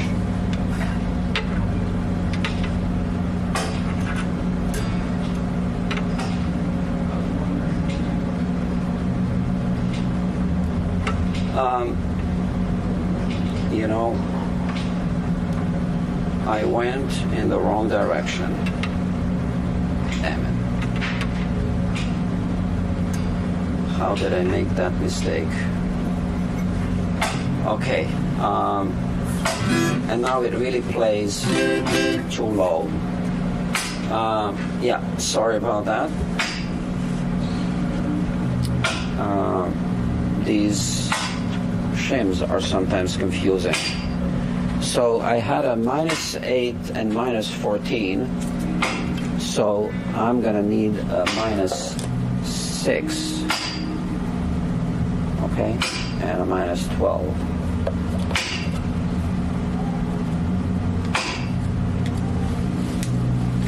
There you go. All right, so let me show you this. You don't need this mic anymore.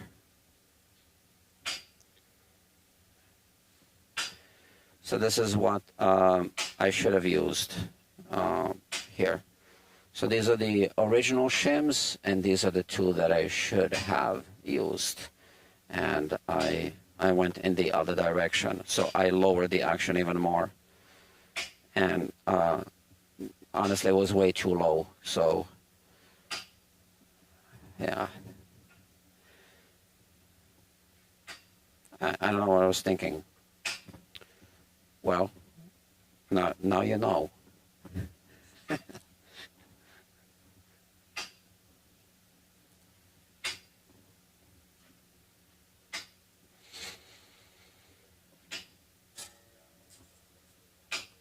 I guess that's like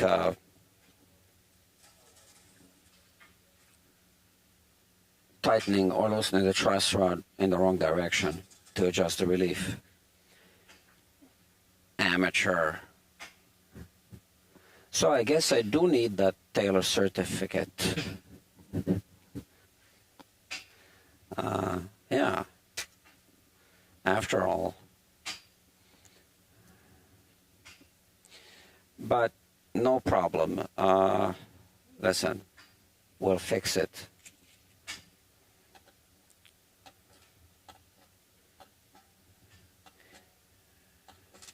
Maybe because I'm doing too much talking.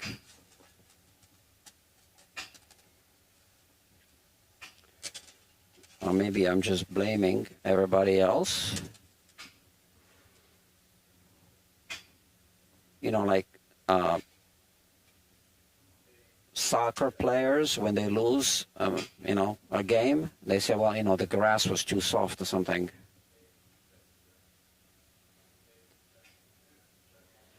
All right.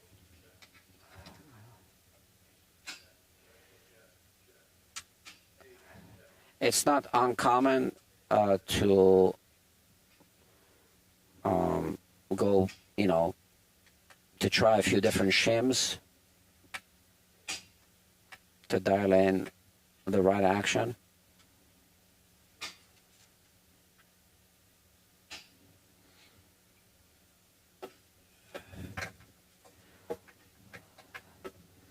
But yeah, I'm just giving you a bunch of excuses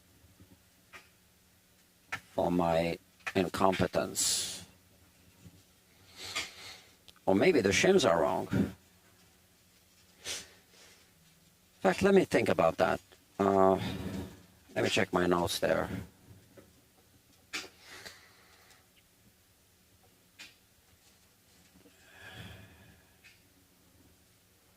The shims are made out of wood. And that always kind of bothered me. Let me check my notes.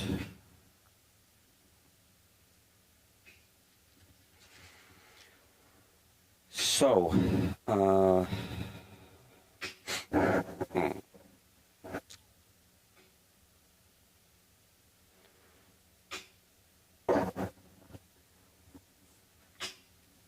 yeah, something's wrong.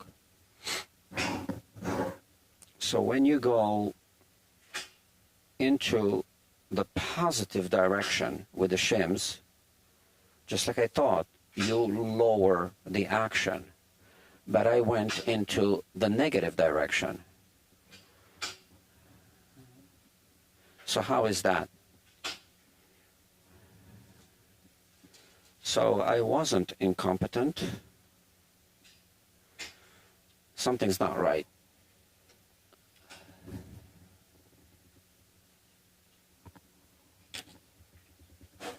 Right. So these are the shims here.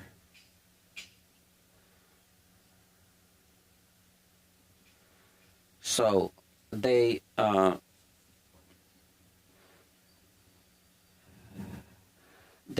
all even numbers, okay?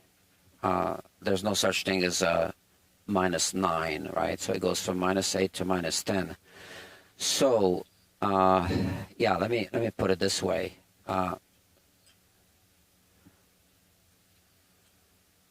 So this moves into the positive direction from -14 to -12, from -8 to -6. That's the positive direction. That would have to lower the action. And that I did move it into the negative direction. That would need to raise the action, but it lowered it. So I need to check something.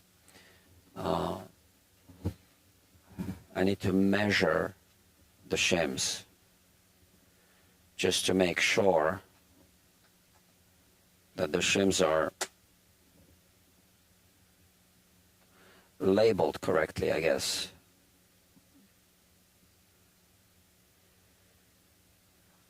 Okay, so let's move them over here.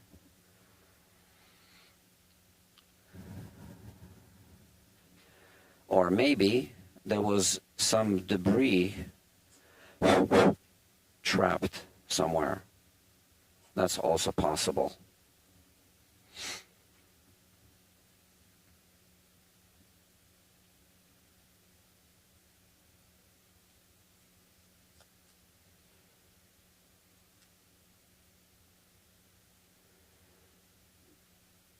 .55 millimeters, 1.84.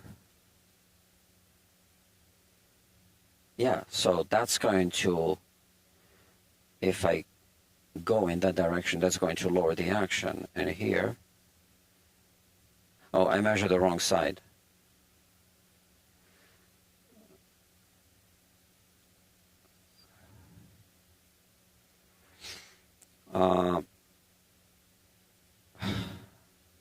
Man, they confuse me sometimes, these shims.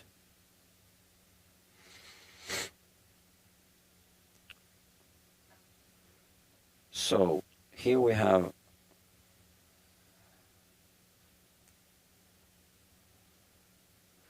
Yeah, I need to figure this out because something's wrong here. Sorry about that.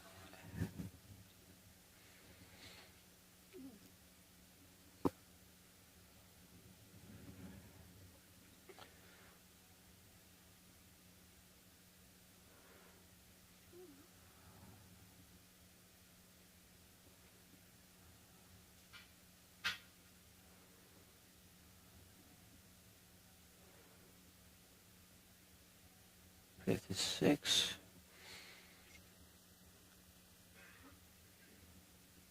They all kind of measure the same, almost.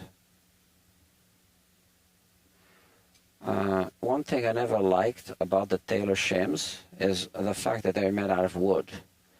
So, is it really so that a shim is not going to expand and contract when the humidity changes?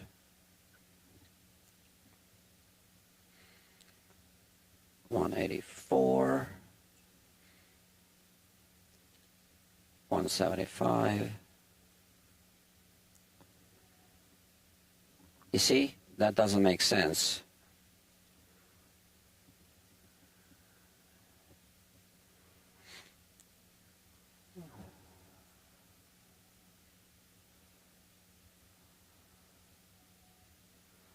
So maybe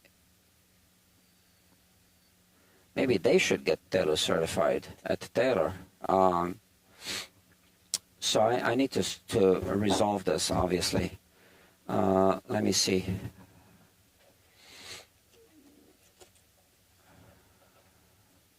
But something's not right with these shims. Let me use the -12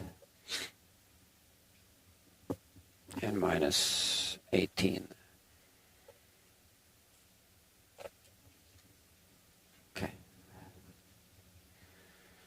Okay. Sorry, I won't be like really narrating this right now too much. I just need to figure this out and get the job done.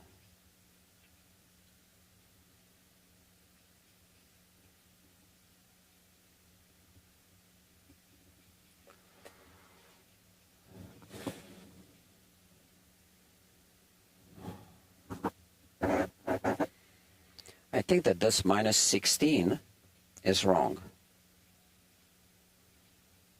That I used.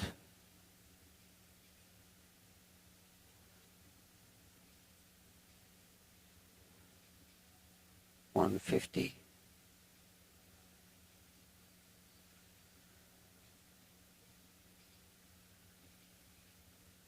$2. Okay.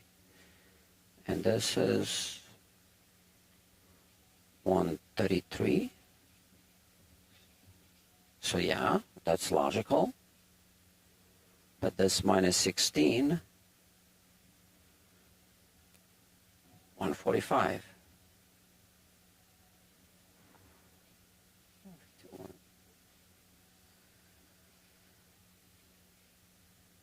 Now that's right.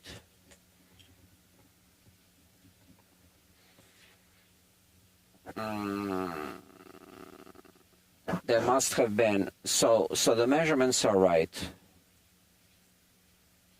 There must have been something trapped.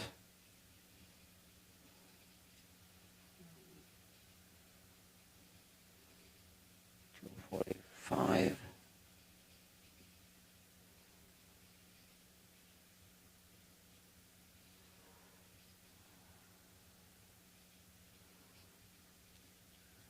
$6. I want to see if I have another set of shims with the same numbers.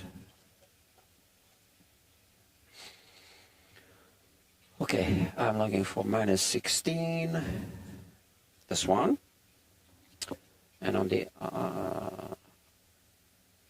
other side -10.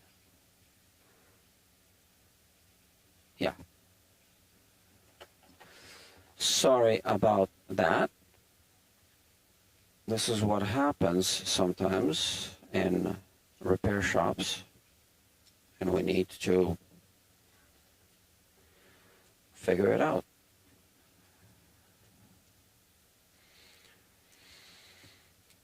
Okay.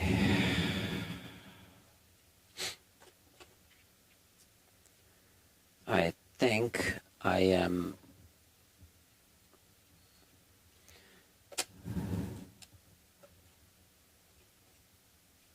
zero. Okay.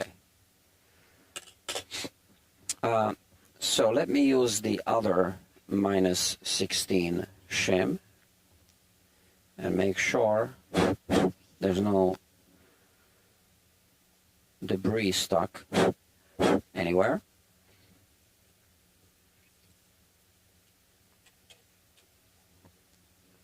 And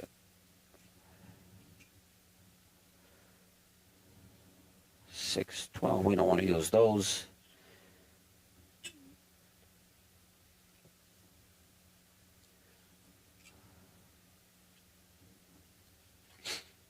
All right. Maybe I did have some debris stuck there in the neck pocket. I don't know.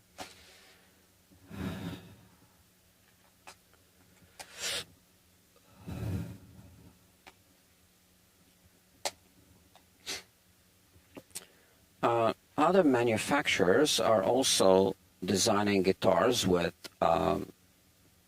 adjustable necks, acoustic guitars. I just watched a YouTube video yesterday. The Czech company, Fusht, something like that, nobody can pronounce it, came up with their own adjustable neck thing. No shims, just a mechanism. Interesting. Let's see how it takes off and how it's received by consumers.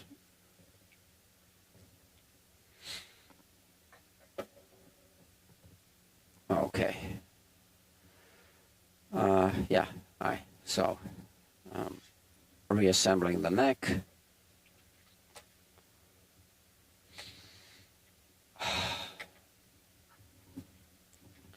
Okay, so this just, cost me 10 or whatever minutes of my time.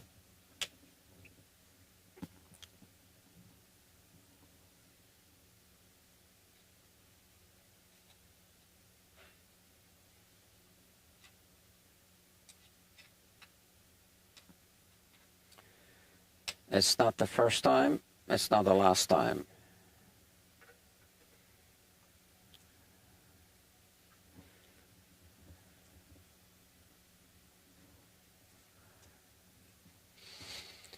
That's that.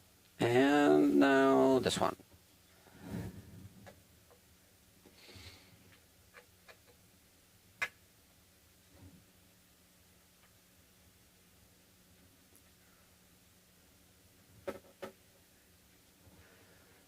Okay. Now, I really hope that this works the way it's supposed to.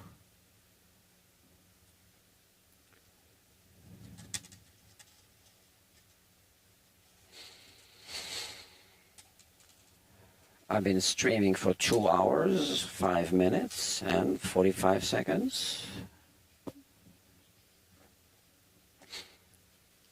Again, I went a little bit over time.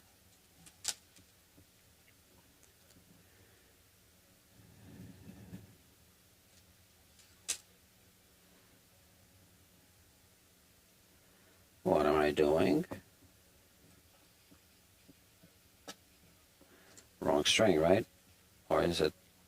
Oh no, let me see. Oh no, it is the right string. Yeah, it's the right string.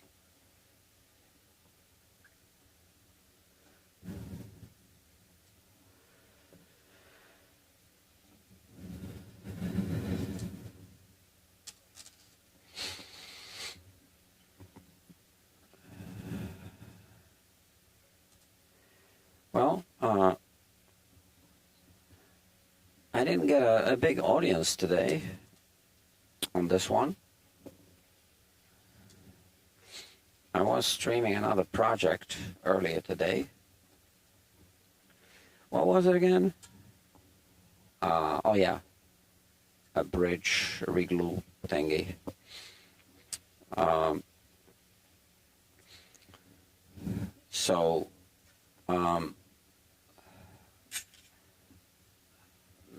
Well, I have, no one's watching now. Okay, so who am I talking to? No one.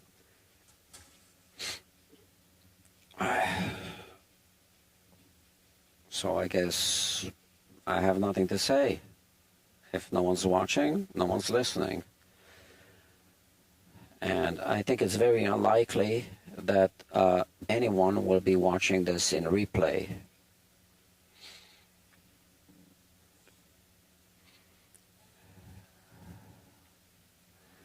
I don't think that these videos, these live streams have a big replay appeal. Not to the general public, for sure. Why would anyone do that? Watch me in replay.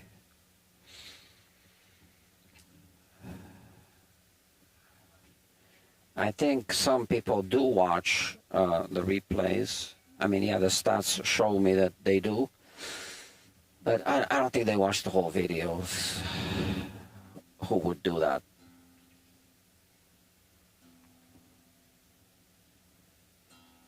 Why would anyone do that?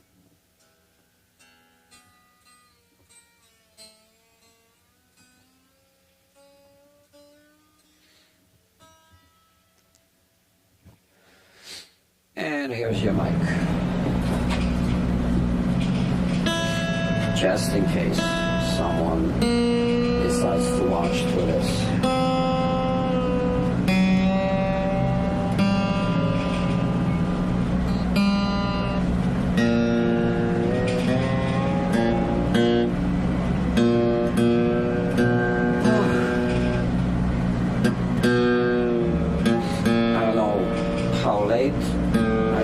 Staying tonight.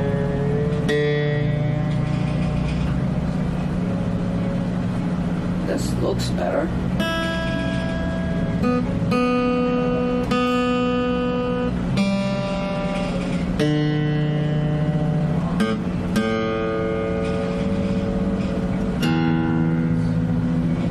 Okay, let's see how the guitar plays.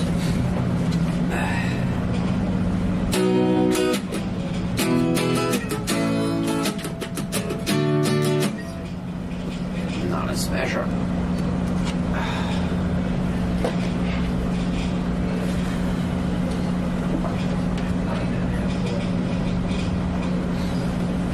What have we here? See, now it's good.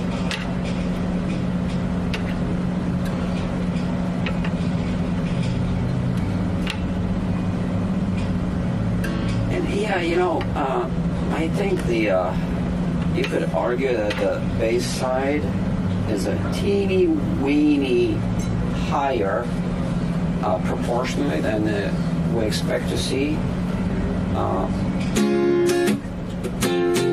But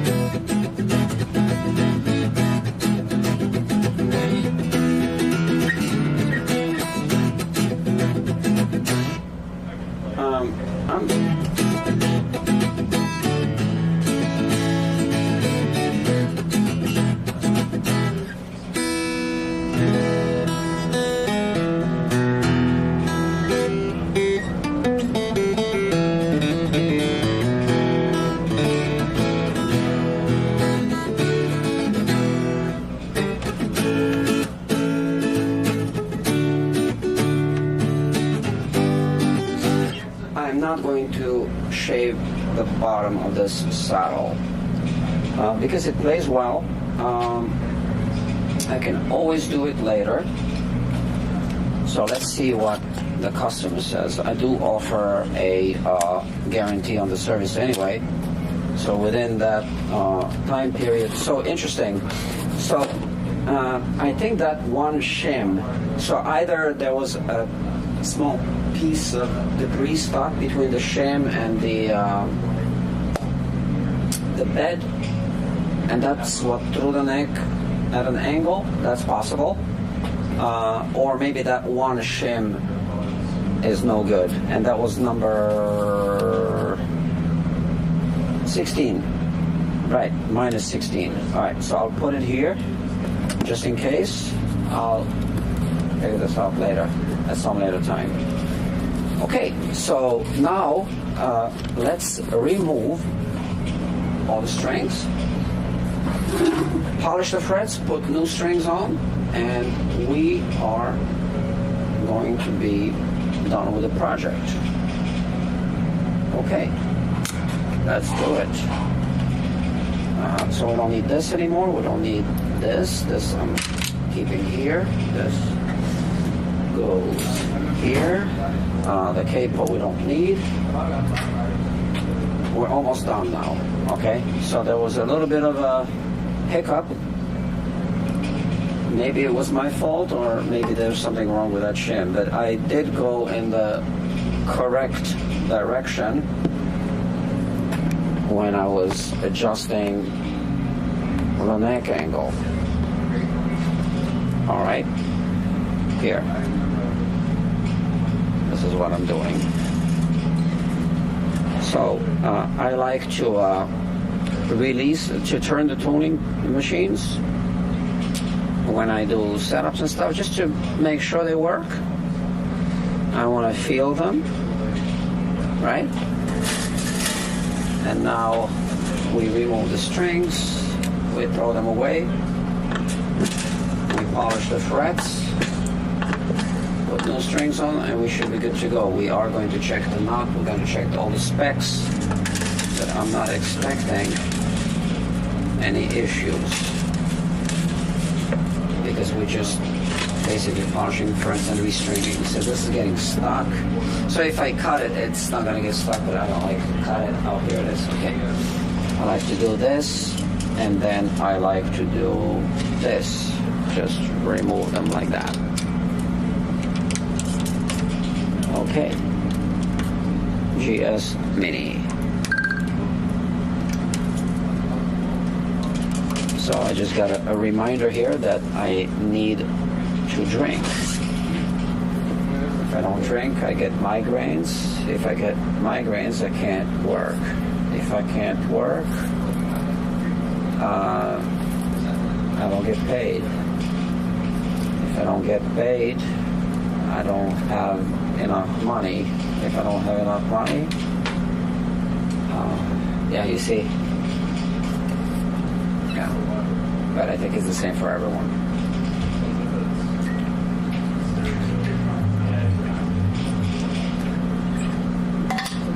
I have an app that reminds me to drink, and then I log it so that the app knows that I have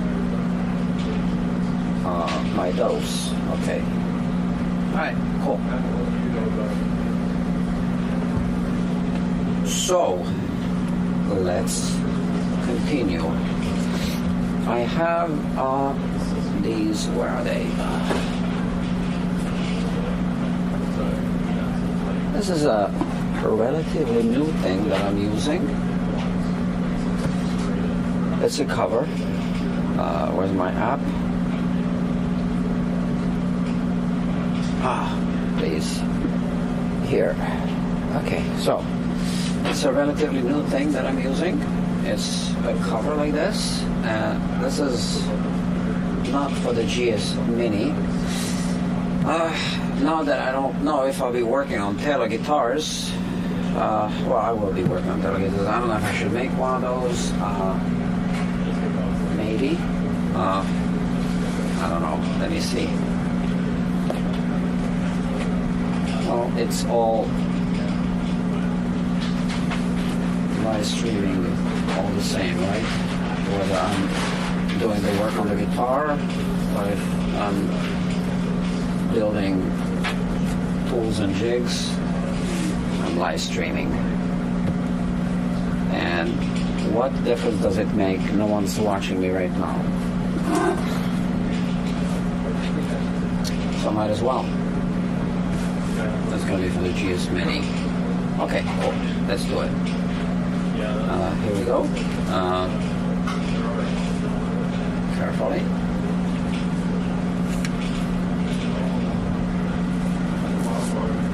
Careful. Sit down.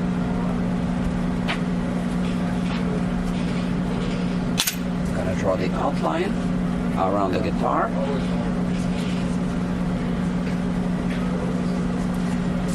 It's got a belly, right? So let's put it upside down like this. There. Is that good? Yeah, I think so. All right. So let's do this.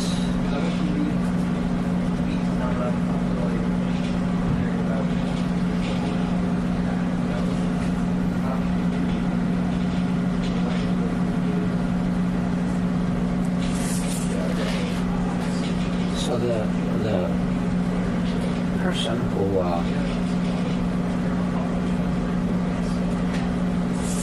could be interested in doing this is Doug Proper, or I should say Dr. Doug Proper. Fantastic luthier / repair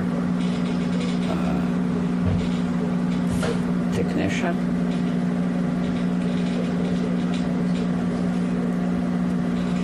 Technician is an understatement. Yeah, I don't want to call him a genius because I don't want him to blush if he decides to watch this replay. Or I do have one person watching now, so that could be Dr. Doug Proper. I don't know. Yeah, let's put this baby away just for a minute. What time is it? 10:05 or something like that. Yeah.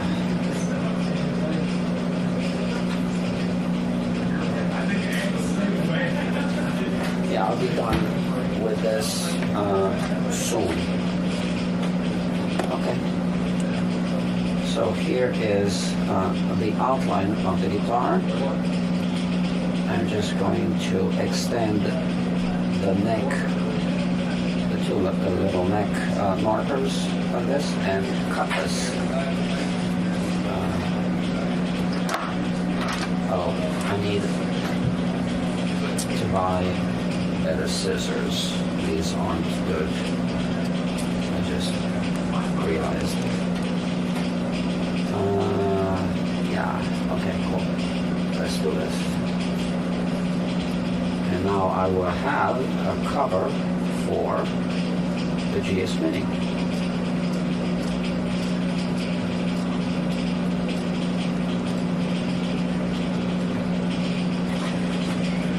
So this is PU leather, it's called, I think. I can put a link in the description. In fact, I will do that. Speaking of links in the description, there are already some links in the description to some other supplies that I'm using in this live stream. I just didn't think of this one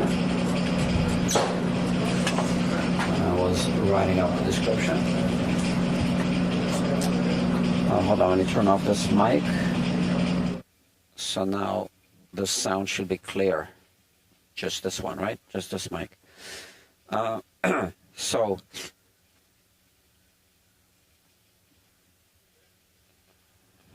this comes in many colors.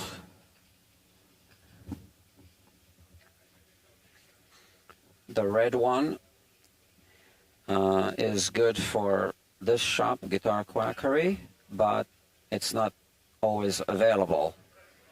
So when I did order the red one, I had to wait almost like a month and a half for delivery.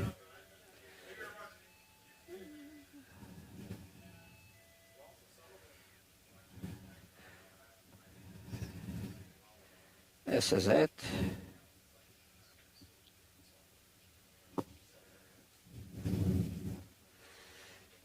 Okay.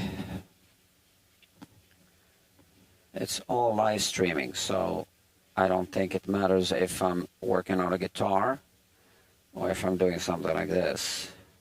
It should all be interesting.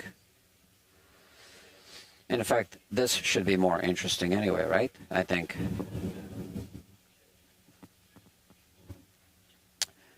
So people are wrapping up for the evening. I think the studio will be closing soon. And I will be probably working on another guitar. I'll see. Okay. Okay, it's looking good. I want this thing to look nice, okay? So I don't want it to be sloppy because I'll be using it many, many times.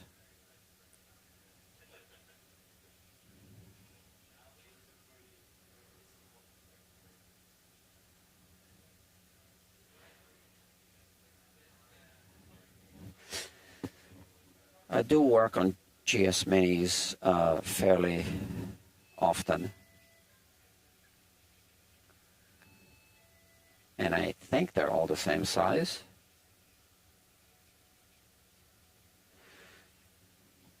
I guess I'll find out.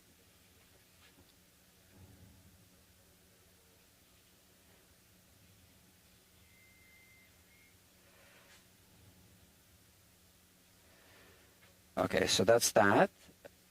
And now I need to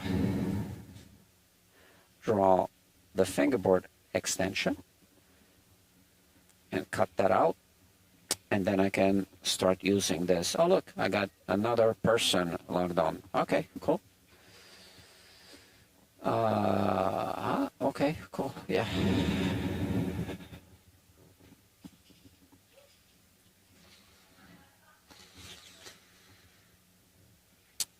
So, I'm doing a setup on a GS Mini Taylor guitar. I had to fix the nut, and I'm doing a setup. I had to reset the neck angle as well. There was a little bit of a hiccup there with the neck shims. First I thought it was my fault, that I was incompetent, but it turns out it was something else. Either the shim I was using was maybe labeled incorrectly, or maybe there was a small fragment of something stuck between the shim and the shelf inside the neck pocket.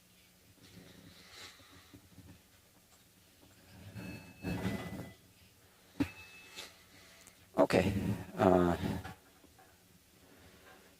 back to this.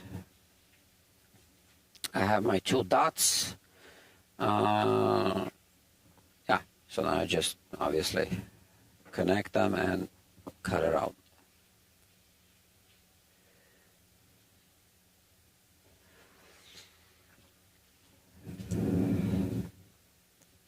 And that's going to look good on the guitar while it's on the bench.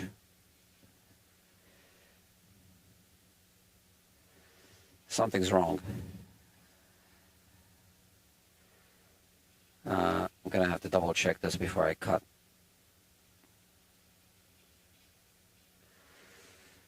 Yeah, this looks narrow here. So let's double check everything.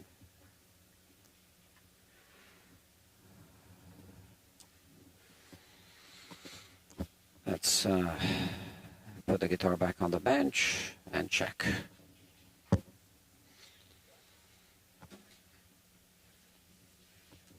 Here it is.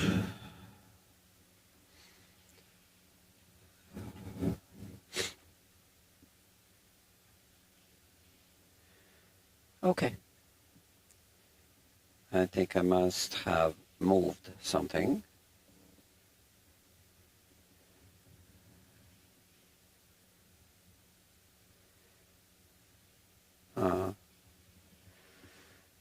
Yeah, not sure. Let me see.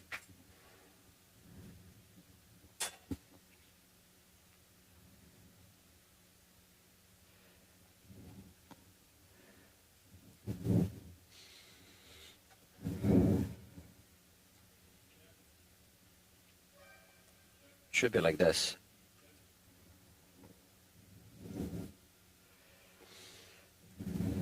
I think this should be a little closer to the neck.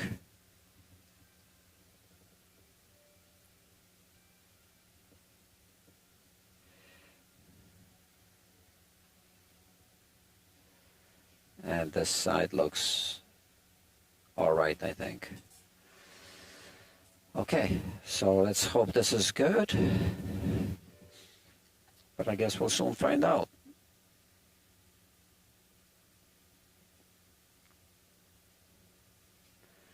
We don't want it to be too tight around the fingerboard extension.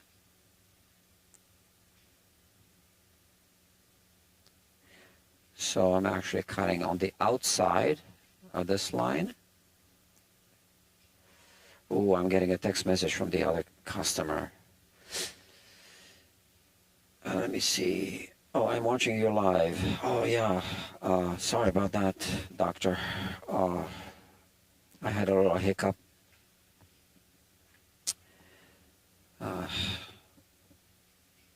Well, that's what happens.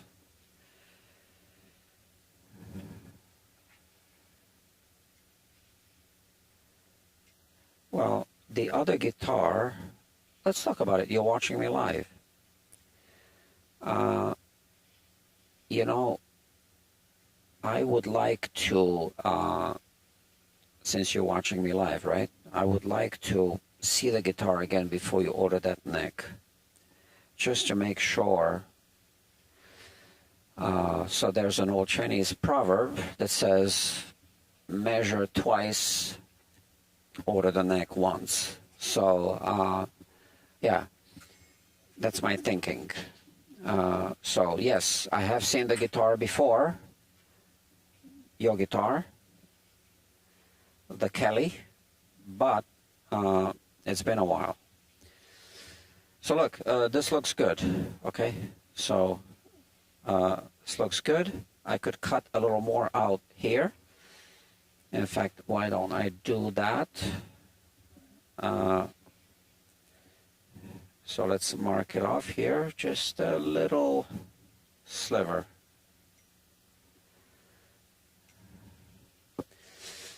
What a way to communicate. That's great. So I just got the text message saying, thanks, will do. Watching tomorrow, 5, Friday, Saturday. That was cool. Yeah, that was cool. That is cool. You're cool. Yeah. We're cool people. That's why it's cool. So the other people watching, I think, are realizing that I am actually having a conversation with another customer, and I am also reading text messages from this other customer. So not the owner of this guitar, but the owner of many other guitars. Okay, I'm gonna fiddle with this later. I just need to polish the frets. Let's do that because it's getting late. So we're having a conversation in a way that, yeah, I've never experienced before. Something new.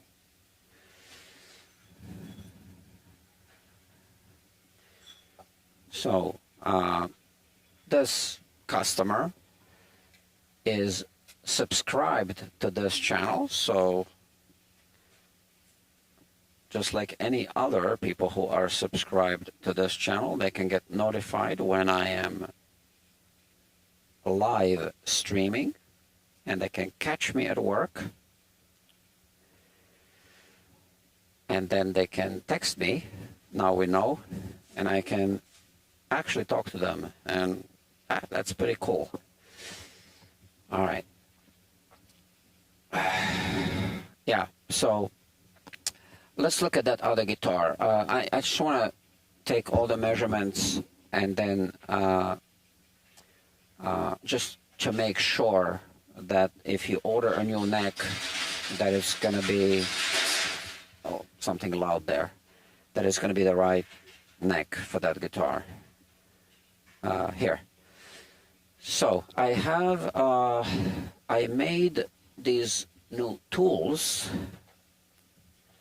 to polish frets, but this is different size fret. Is it going to work? Oh, this size might work. Yeah, okay. So I have different sizes. And now I'm going to use 2000 grit sandpaper. This is it. Yeah. 2000 grit. Wrap it around. I also have this side camera here. And you can watch me do this work on the frets. Oh yeah, but before I do that, I want to work on the fret ends. So as we've seen through the microscope, they're a little bit, you know, there's all these scratch marks. So let's take care of that. This is why I protect the guitar, right? Okay. So this is just at an angle. I'm only hitting the ends, the fret ends.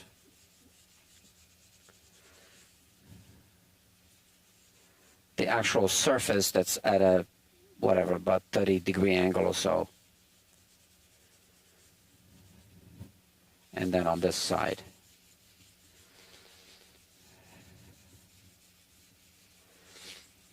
And yes, I'm also hitting the a little bit of the corner, the actual edge of the ebony board, but it's just a corner, right? And this is really fine sandpaper, so it's not altering the guitar at all.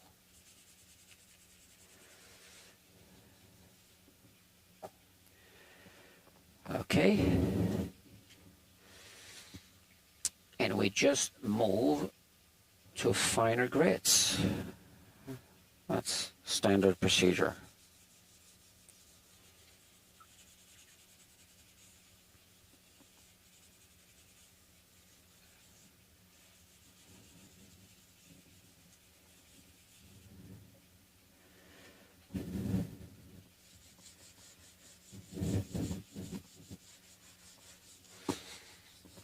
Okay, it even feels better already. I can feel the difference.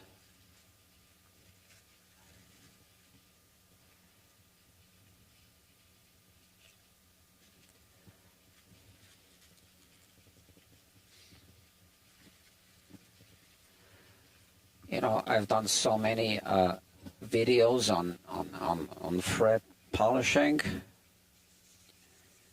I'm not going to narrate every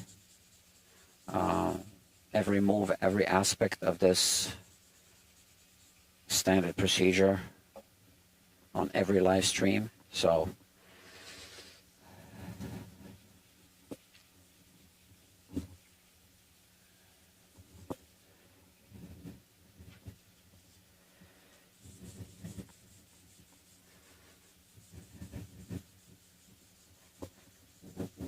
okay, and now I am going to use Micromesh pads, polishing pads.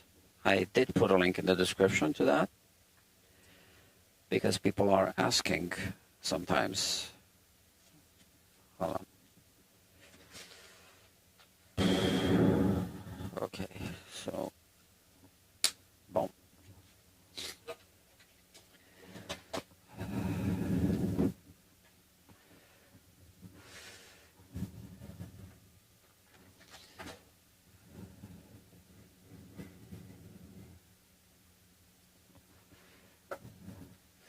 So the Micromesh pads, I'm just going to use them for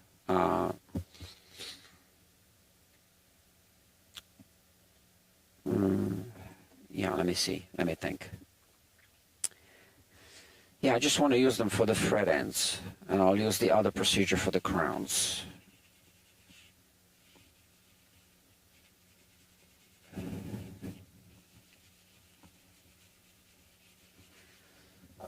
There's more than one way to polish frets, right?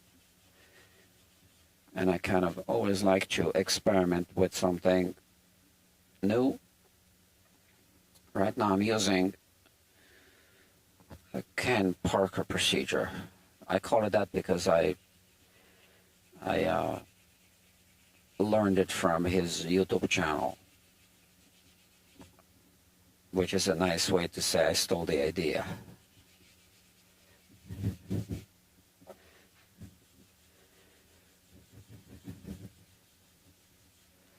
Okay.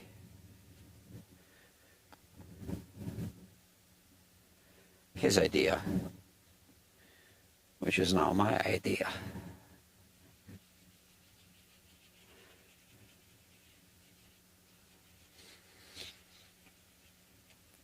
Okay. So how long is all this going to take? Okay, I've been already streaming for two and a half hours, man. Okay.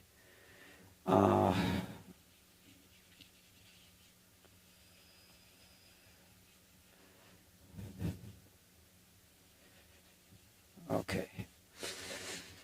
The fingerboard itself isn't dirty. So sometimes I use a brush to clean it. This time I skipped it.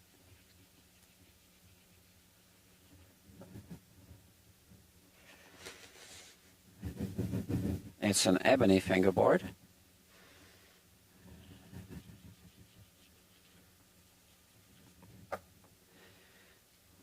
Taylor, the company Taylor, controls the ebony trade in Cameroon, which is the last country remaining on this planet where you can still cut ebony legally, but it's regulated.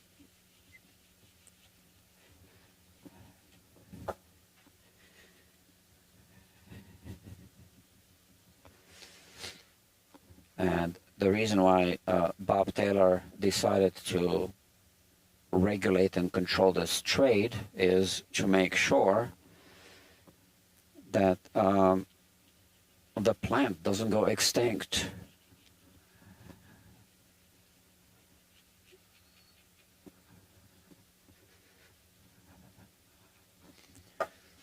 I would have done the same thing if I had his budget.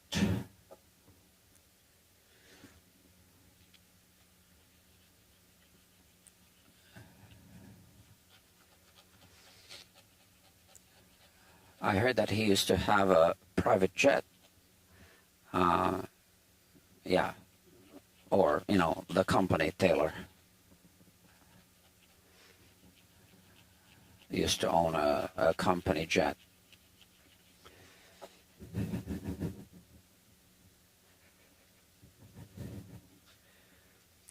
But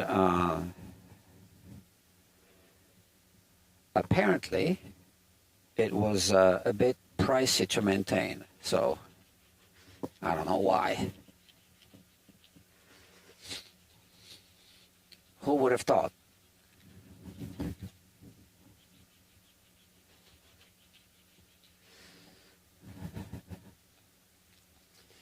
Actually, I heard that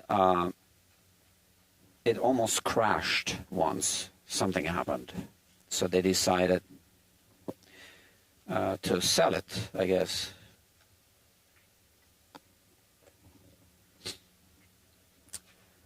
I don't know if they had to fix it before selling it. I'm sure they had to disclose what happened, right? Something that always needs to be done on guitars. You need to check if the bushings that hold the tuning machines are loose. They were not, so I didn't tighten them. I just checked. Okay, now it's time to polish the crowns of the frets. So like that. One more. Here we go.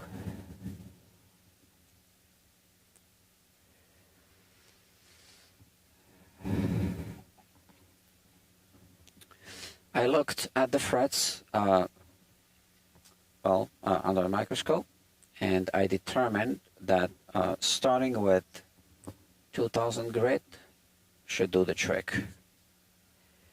Let's see if I was right. We'll see the results at the end.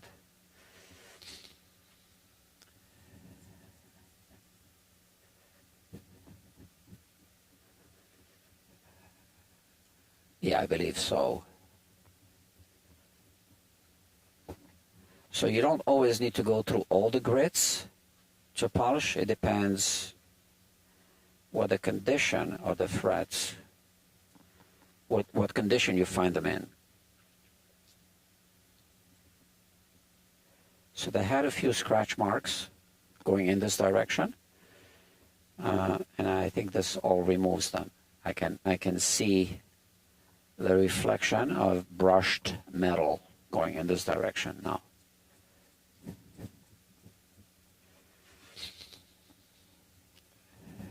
I love this tool. I'm going to make a whole bunch of them in different sizes.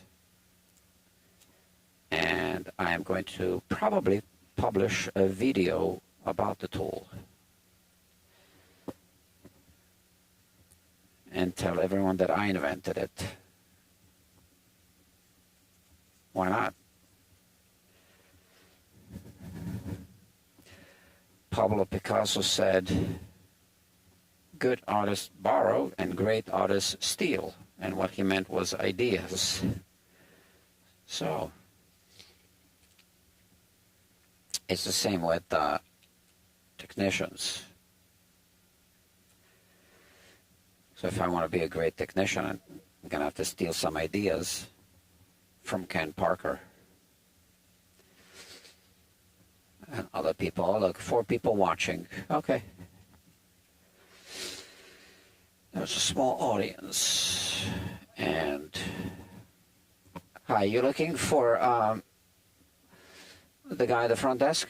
I don't know where he is. He must be in one of the studios. I don't work for. Yeah. He must be. Oh, he's right there. Yeah. Yeah.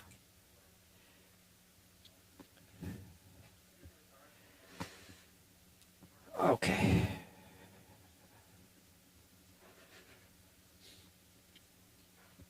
This should be pretty straightforward.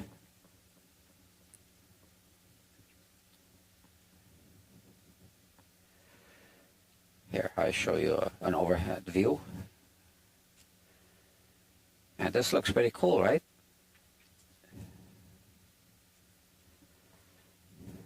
I used different systems over the years.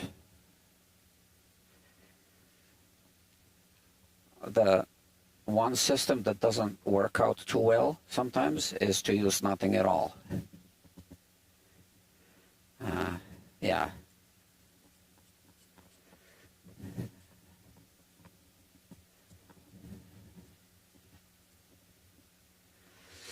Then you got to explain the scratch marks to your customer.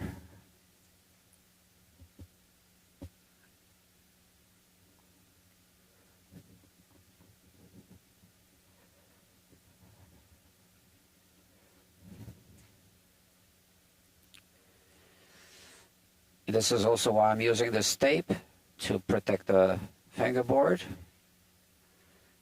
next to the fret. Because although I can ride this on top of the fret, what if it slips? So it takes longer to fix the fingerboard than it takes to move two small pieces of tape.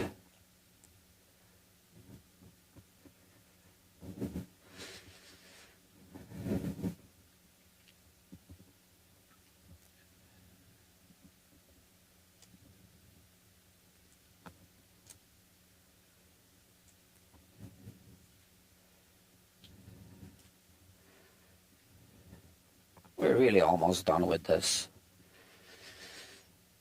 I am going to buff the frets, oil the fingerboard, put the new strings on. We already did the setup, and then I'll just check the nut. And if I need to adjust anything, it'll be very minor.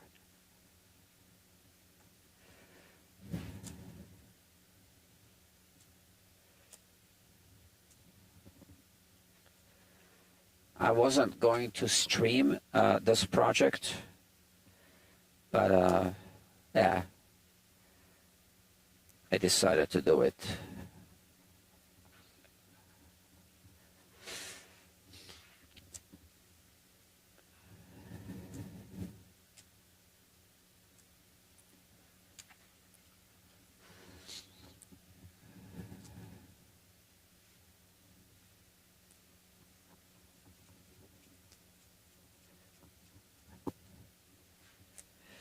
So I can switch the cameras here, and I also have two other ways of switching the cameras. So I think you figured this out already if you watched any other live streams before. This is just a third-party app that's compatible with the switcher. And then I have the actual switcher, and I have what is it called? Stream Deck or something like that? Elgato something that has a timer on it. Well, I programmed in a timer.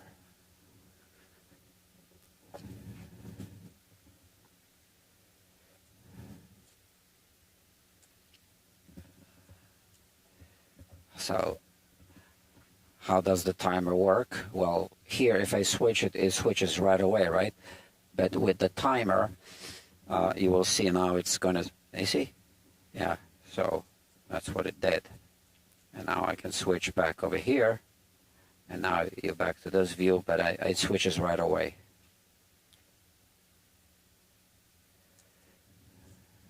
Just in case you were wondering.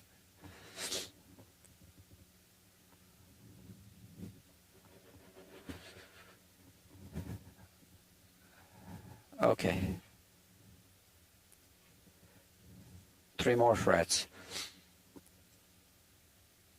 And then we do some buffing.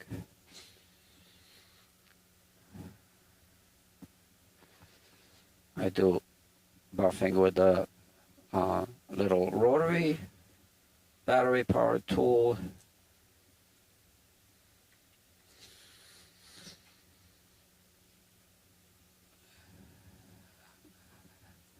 So not sure who's watching now, but if you're new to this live streaming channel, Yeah, that's what it is.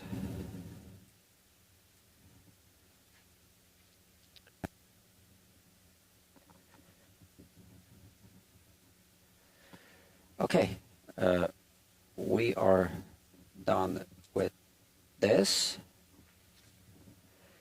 and now I need to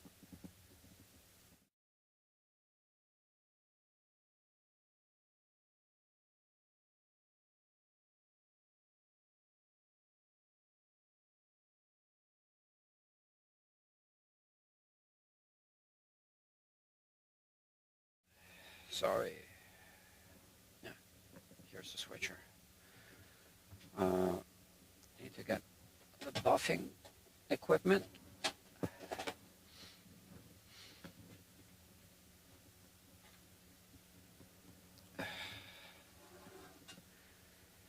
It says low battery here, so I need to charge this. Sorry. Oh, the battery is low here. I need to charge this. Let me check the battery on my mic. Okay, well, it is what it is. So I need to keep monitoring the battery, but hopefully this won't take too long now. Should I use the tape or should I use this? Let me see.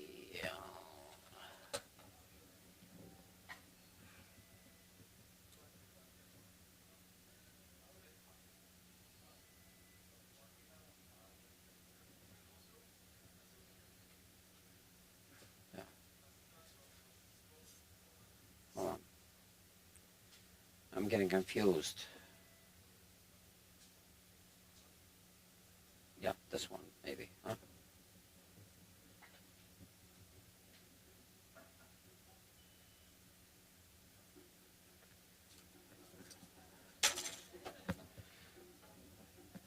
Bear with me, I need to prepare this fret guard so I can do this quickly.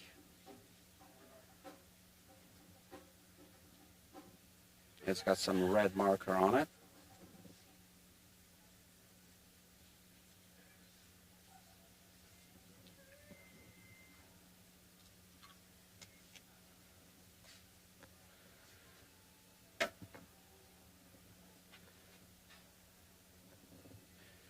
So this is what this is. It's just this, okay? And I'm just gonna put tape on the sides.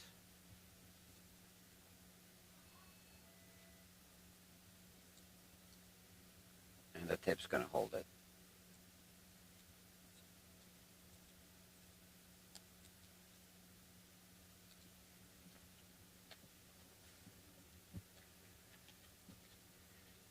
I do put links to all this equipment and supplies, so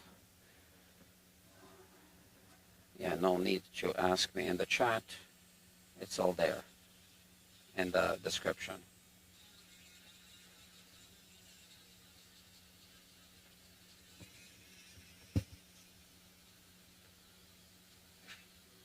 Oh, and I forgot something. Yeah, typical, right? Where's my microfiber cloth? It's getting messy. And I lose track of things. It's got to be here somewhere because I saw it before. Oh, here it is. Okay.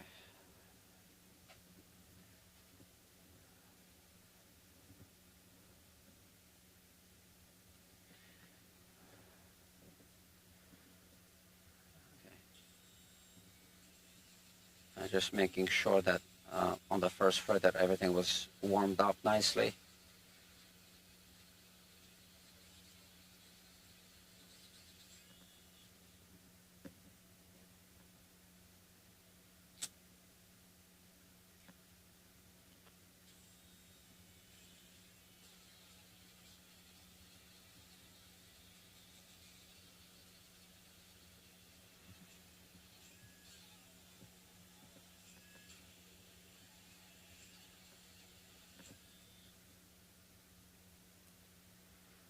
So I do 2 rounds of buffing.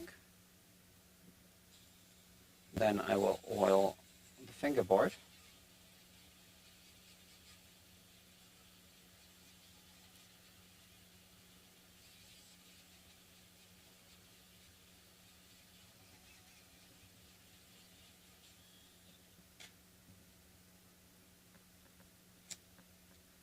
So it's much easier to use tape than to try to hold it like that, obviously.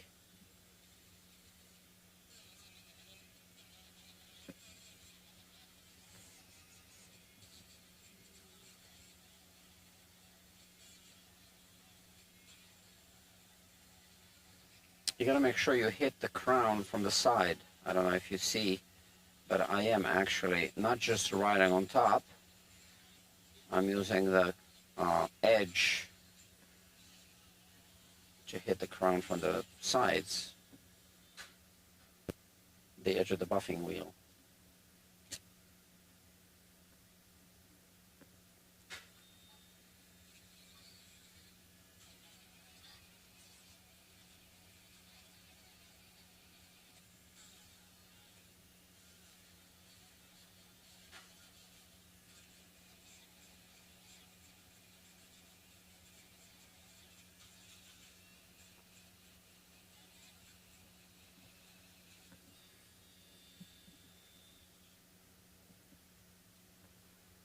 All right.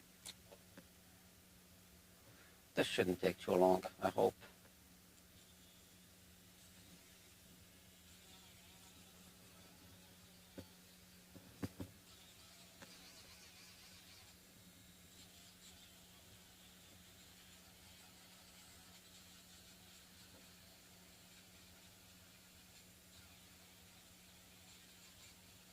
The thing with frets is that when it looks like you're halfway through, you're actually not, because these frets are closer together.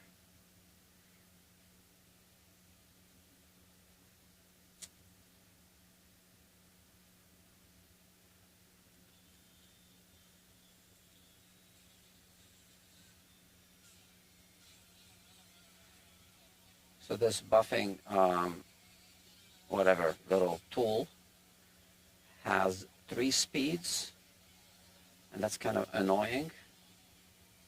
I only use 1 speed, one of the high speed.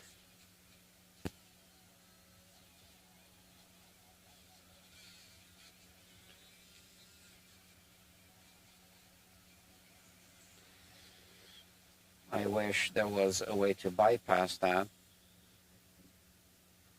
so that I would just have to push the button once, not 1, 2, 3, right?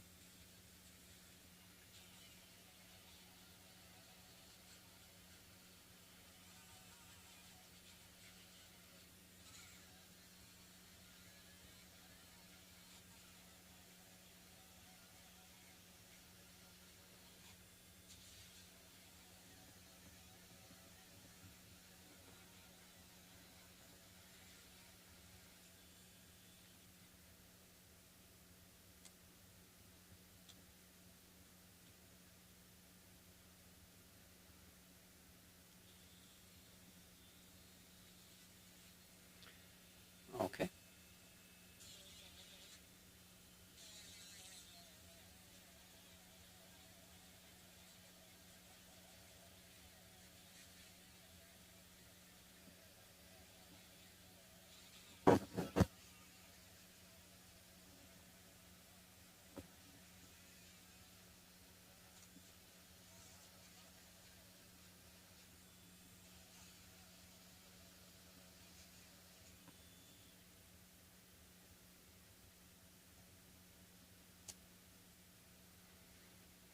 I've narrated these, fret polishing sessions many times. I always keep repeating the same things, so I don't know what to say about it anymore that I haven't said before.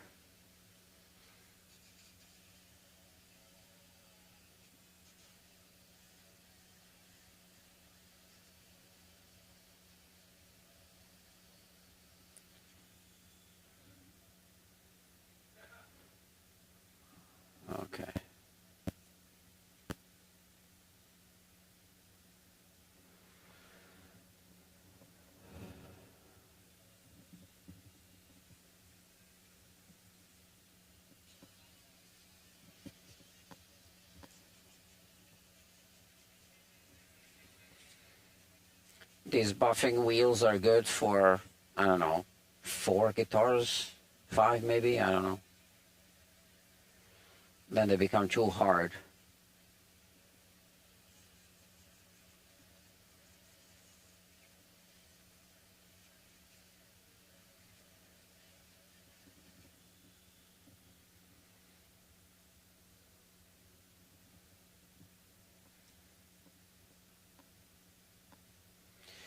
One day I'll put together a list to figure out exactly how much it's costing me to work on a guitar. So I guess I need to keep track of how many guitars I can do with one buffing wheel and with one of these, and you know. But that's gonna involve some paperwork. So, but it would be good to know how much it's actually costing me to do all this work on a guitar.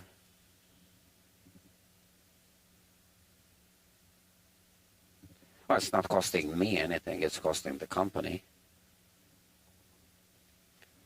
What do I care? I just work here.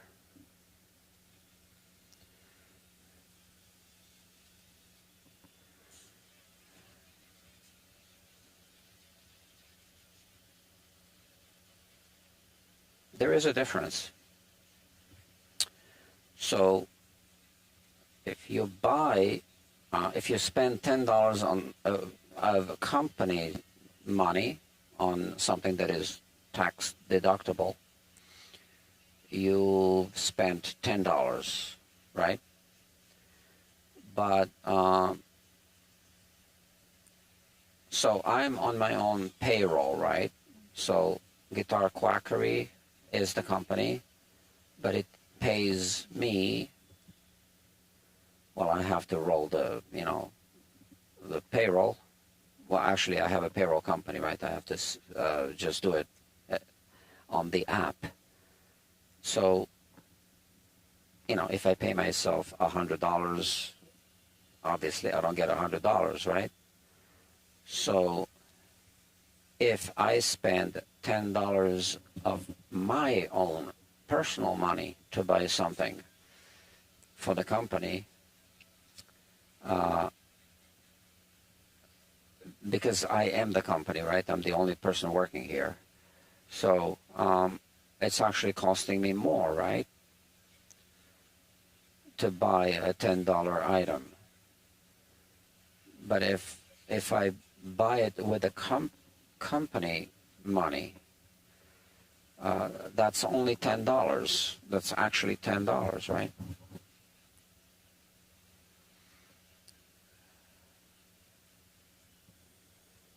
So $10 is just $10, right? But if I need to buy a computer for the business, I don't want to be paying with the money that I have on my personal bank account. First of all, it's for the business, right? So, so if I buy a new computer, let's say $3,000,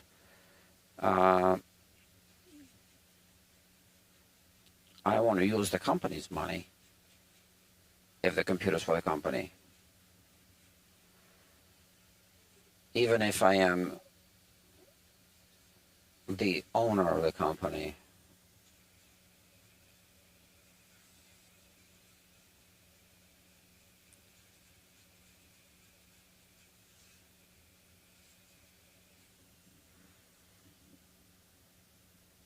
Right?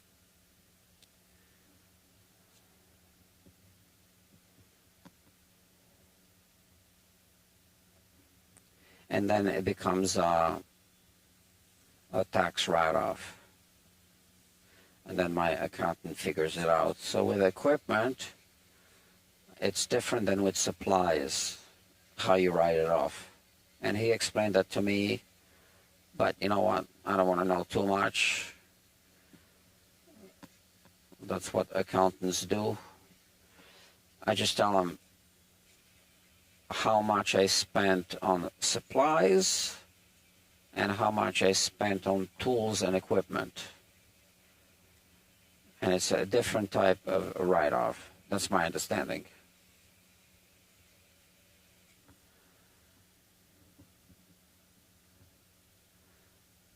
Because the tools and supplies and equipment, the tools and equipment are going to be written off over the course of a few years.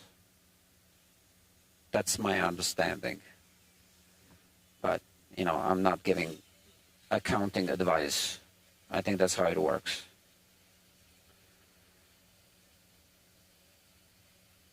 I have a good accountant. Yeah, he plays bass, actually. He never brought it here. I don't know how much he plays. But he's very much on top of everything. And I hate accounting or, paperwork or mail or emails, all that.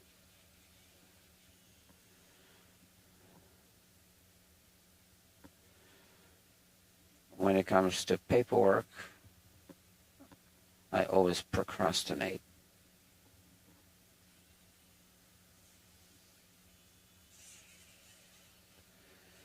So there was this thing that companies need to file the BOI report. So it's very important. If you don't file it by the end of this year, the government could fine you, will fine you $500 per day. Right? It's called a BOI report. So the fine caps at $10,000, but $500 a day. So if you have an LLC, a corporation, I don't know, it's like a list of 5 things, I think. You need to do your BOI report by the end of this year. And it is also my understanding that side hustles are now illegal. So I don't know exactly what that means. And it doesn't affect me, so, whatever. But, yeah, whatever that means, side hustles are now illegal.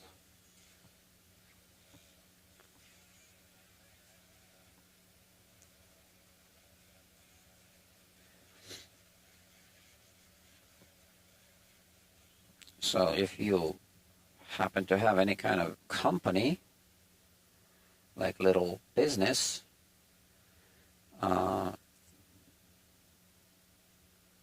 I know for sure if you're incorporated or if you have an LLC, that falls in that category, right? You need to file the BOI report before the end of the year. And if you've registered your company within the past year, you actually only had 90 days to do it. So that's a big deal if you fail to do it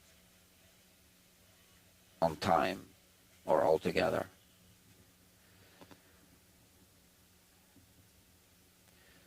So I don't know why it is that this little thing really heats up, but the other one doesn't. Okay, so my phone is charged. Now I can use the switcher again.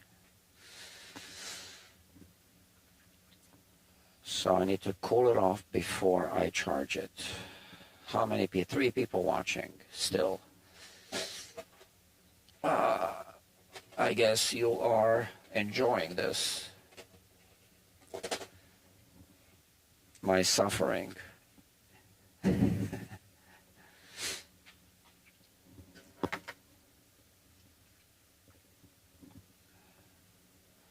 So I kind of want to say I can't watch other people work like this. I couldn't do it, but I think I could. In fact, there's this group that I belong to that I haven't really participated in a while. It's called the Loot Group. Ian Devlin is the founder. I believe I'm saying this correctly.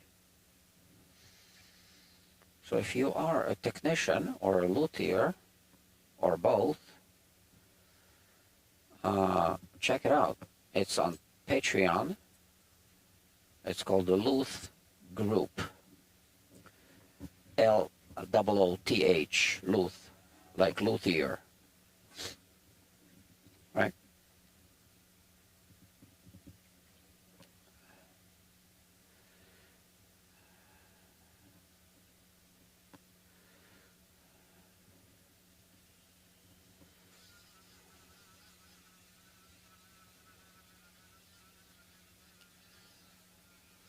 So on the Loot Group, once you're a member, you can log on to their 24/7 Zoom link, and you can hang out with other luthiers and technicians.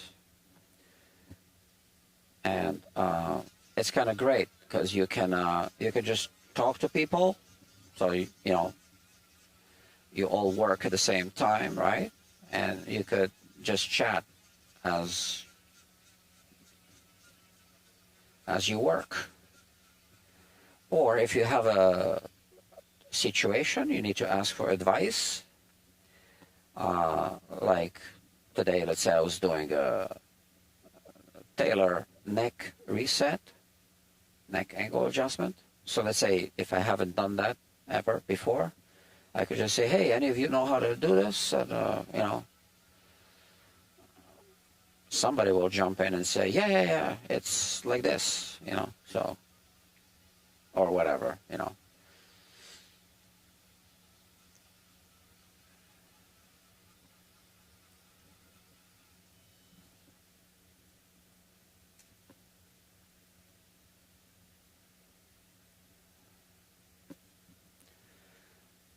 I highly recommend it, the Loot Group.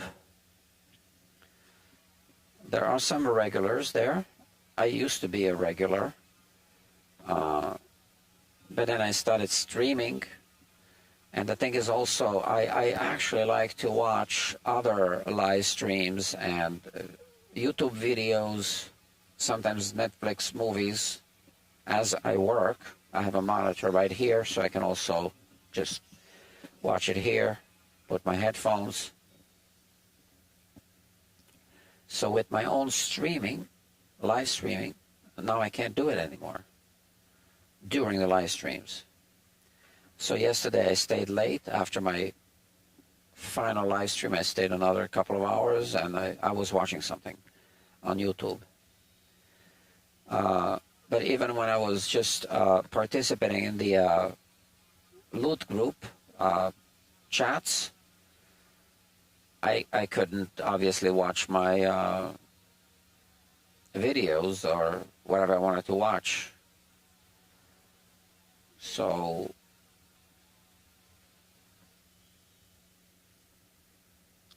I don't live stream every project, obviously, but yeah, I still try to watch some videos. I like YouTube better than Hollywood. Hollywood really sucks, I think. No offense if you like it. I don't.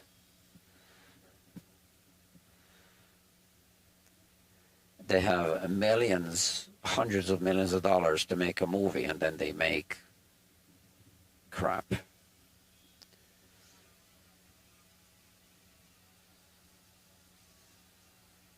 The average YouTuber would make much better content with those budgets.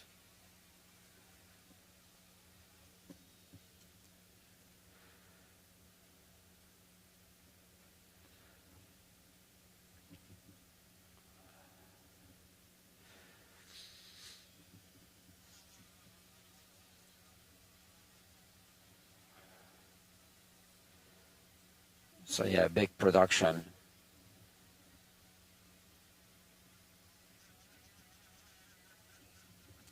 So look at that, huh?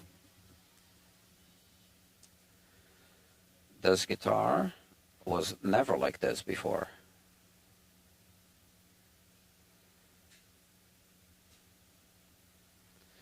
And now it will be like this.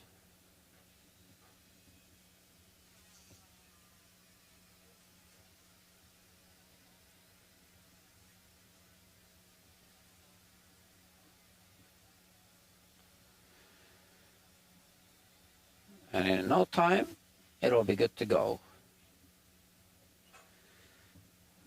Before you know it. And then one day, it will go somewhere. I don't know. What I mean to say is it'll be picked up by the rightful owner.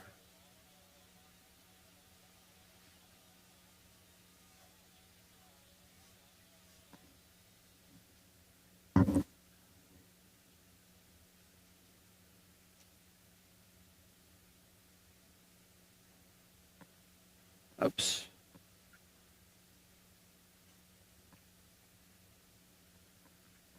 You see, I don't put much with buffing compounds. The bare minimum is all you need. Especially when the buffing wheel already has a lot on it. Right? So I could probably run 2 frets with one application. I should try maybe.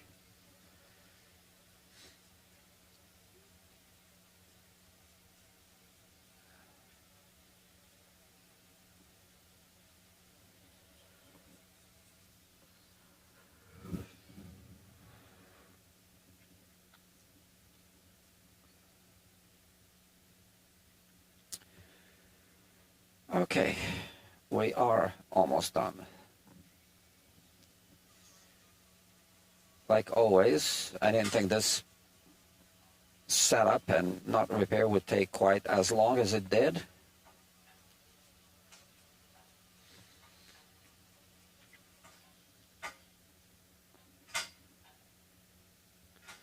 I got more work coming in, so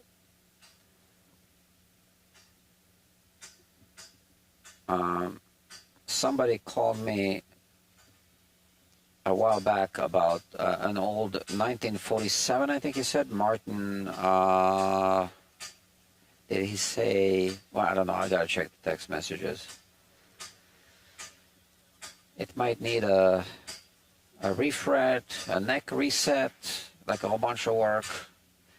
So I will be streaming that one, because that one is going to be by the hour. So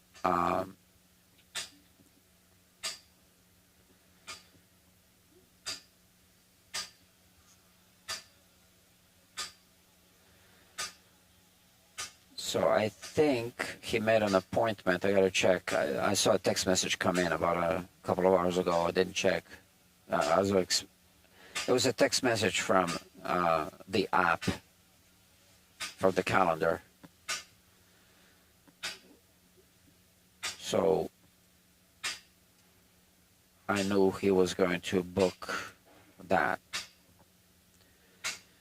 But I have no idea when I'll start to work on that guitar, because I got other guitars here already.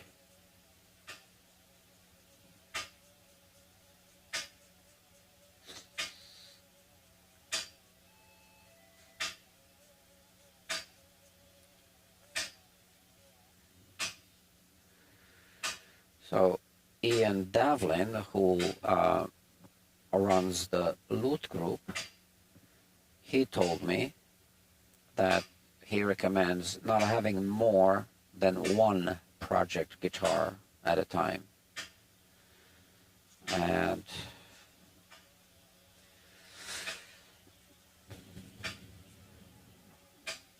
I think you might be right about that.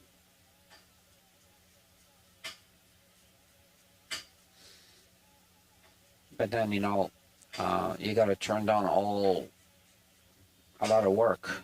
And I'm already turning down a lot of work. But for other reasons right now. Lately, I've been getting calls for unreasonable projects.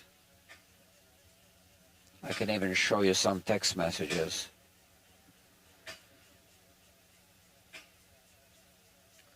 Like people wanting something to be done immediately, which I can't do.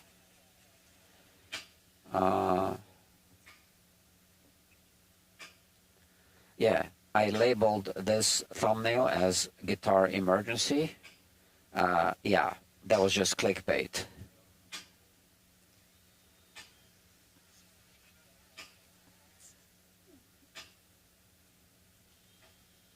It's not a guitar emergency.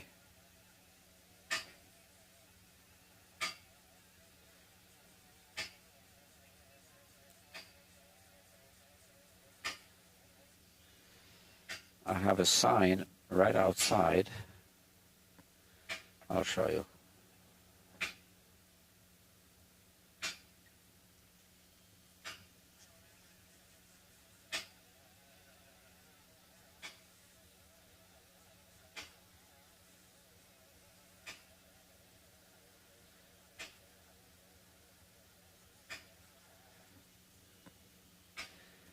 Okay, so now let's start recharging the first one. This is the one. And you see this one doesn't heat up too much. Okay, 3 people watching. So I'll show you the sign. I've shown this sign before. I think I showed it today already once. On this live stream? Yeah. This is what it says right outside. There's no such thing as a guitar emergency. Old Chinese proverb. There's another old Chinese proverb that says, guitar emergency, my ass. It's the same. Same proverb, different phrasing. Oh, my, whatchamacallit, oil is outside. So, and do you hear these pipes? Yeah, there's a fridge right there. I'll be right back.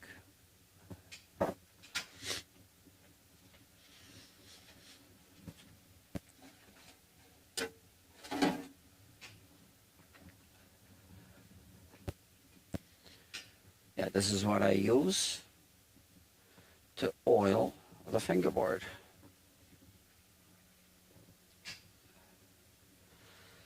And what is this?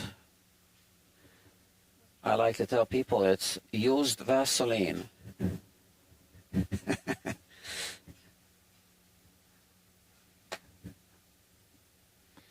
No, it's true.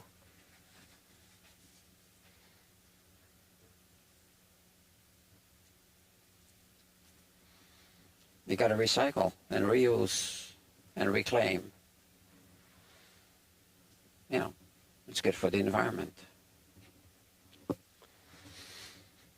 So, yeah, don't turn off the lights here, right?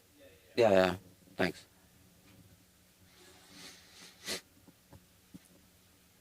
Okay, where is the used Vaseline? Okay, here. So yeah, it's actually coconut oil, not used. Well, now it is, but yeah. Because you don't want to over oil the fingerboard, or the fretboard, I should say.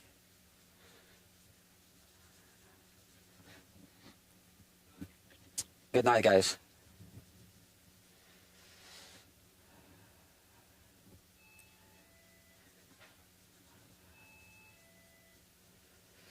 Sorry. So everything, you guys still here? All right, they left.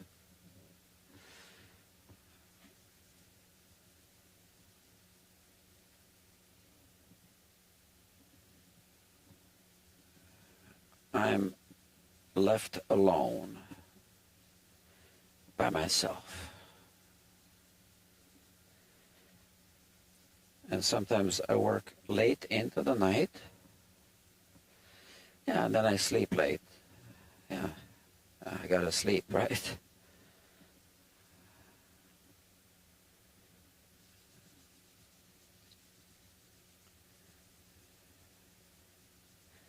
Yeah, look at that. It's looking good, right? I'm gonna reuse that red marker, but I'm gonna use this side. See, I'm reusing, right?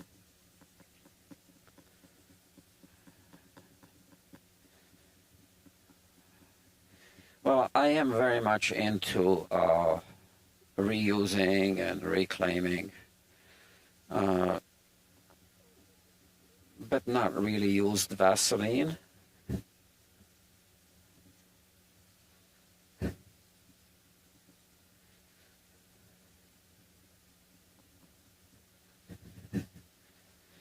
Yeah, look at that. It also cleans it, to be honest, a little bit, right? Um, in fact, I will go one more, because now, it's been in the fridge, so when you put it in the fridge, it becomes really hard, so, you can only take small amounts when it's hard, which is actually really good, because you don't over oil it then.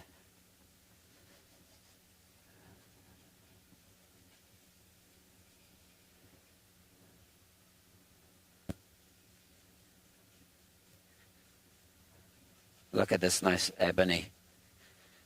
Wow. Look at that. I really like ebony that's not all black. So I like this chocolate or coffee streaks, inside the ebony. I think it's makes it look more natural, more interesting. Yeah, that's that. So now let's remove this, and I guess I can remove the raincoat.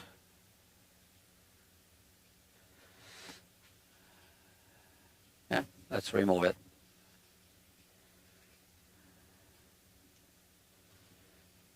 Oh, I forgot to oil this.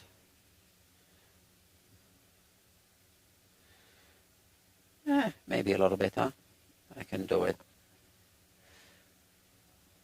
The saddle is nice and tight. That's actually really good.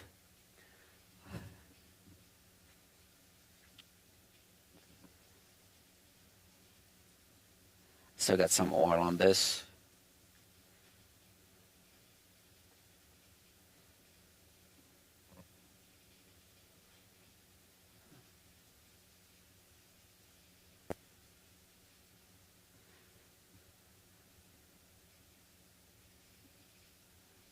Okay.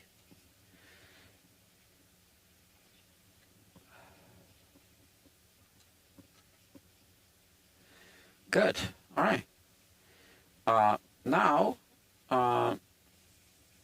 let's see if I need to clean anything.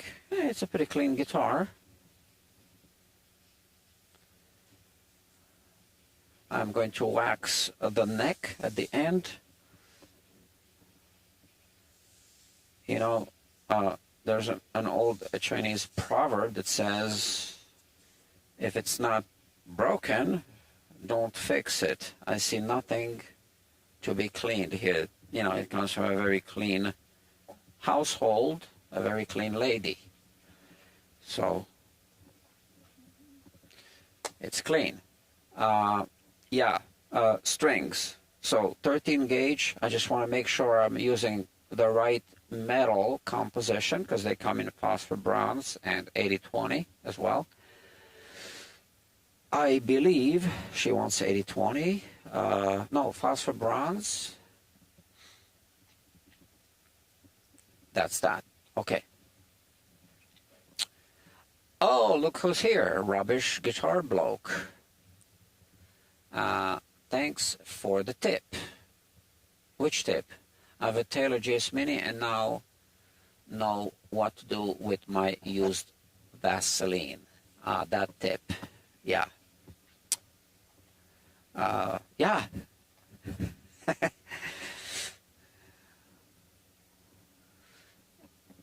It's not necessarily for the Taylor GS Mini. It's only for customers' guitars. You don't want to do it on your own guitar. Unless other people borrow your guitar.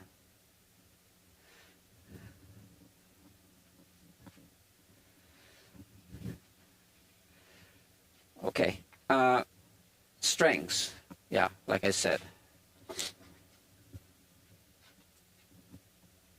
I put them over there. Phosphor bronze. Okay. Oh. Last pack. I'm going to put this here. Remember to reorder strings. All right. So I buy a lot of strings.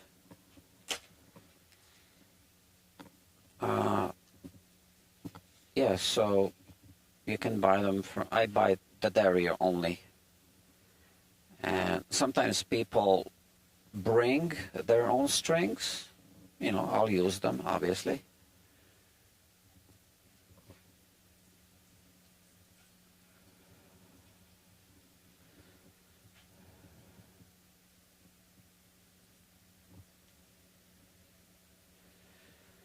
All right. Now let's talk about restringing this guitar. Here I have, this is my sanding. That's a piece of glass, right? It's a shell, a glass shelf. But these pins don't have that, you know, they're flat at the bottom. So what I do is I just do this. And you see it makes two lines, and now they're angled at the bottom. And that pushes the ball end of the string in this direction.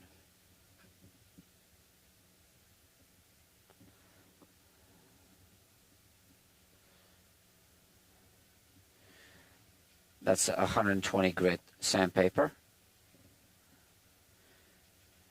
It doesn't need to be 120 grit exactly, but you know. There. So a little extra work and better bridge pins.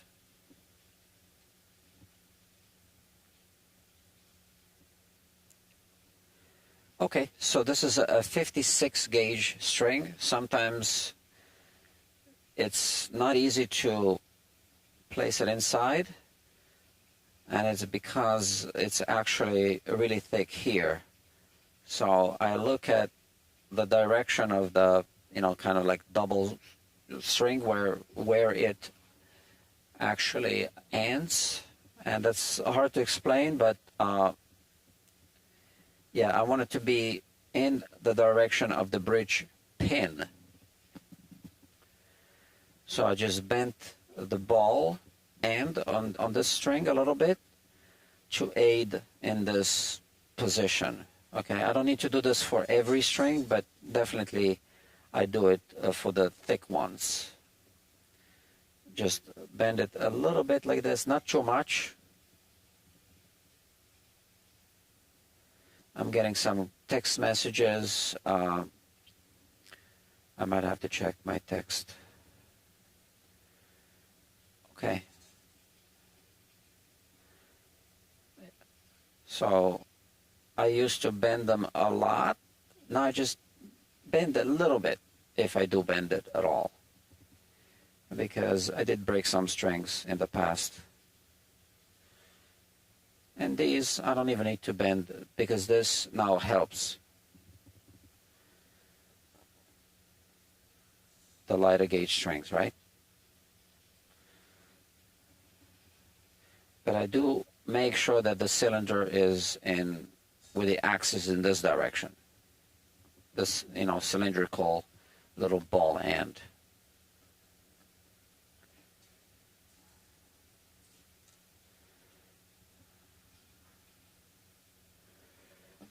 And that's just to protect the bridge plate.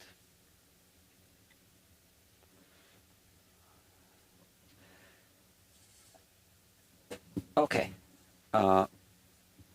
Let's put this inside the drawer. Yeah.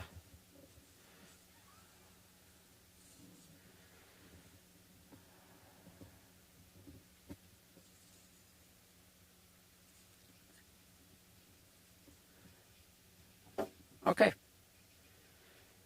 I have various stringing methods. I'm just going to use the simple one on this one. All right. Just the way they do it at the Taylor factory. How about that?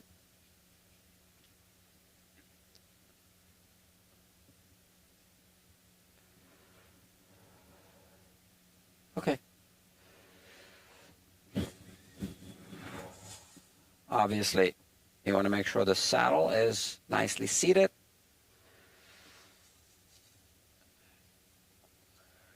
That's good. And I'm going to use the power tool.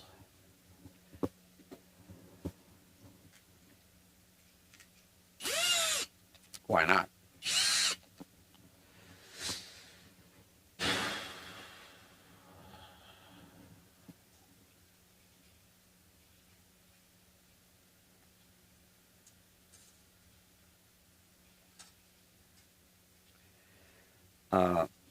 I don't think I need to show close-ups of this, right?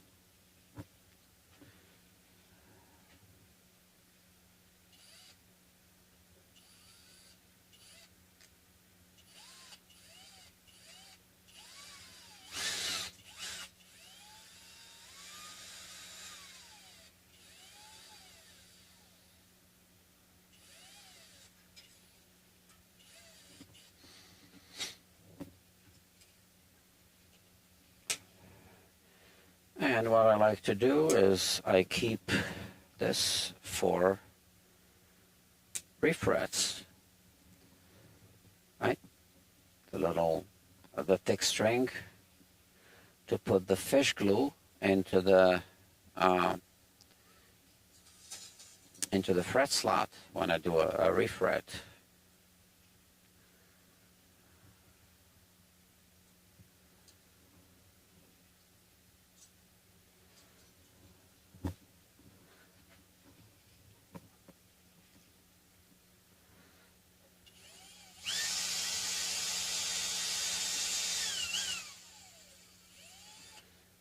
Yeah, I got a whole bunch of those.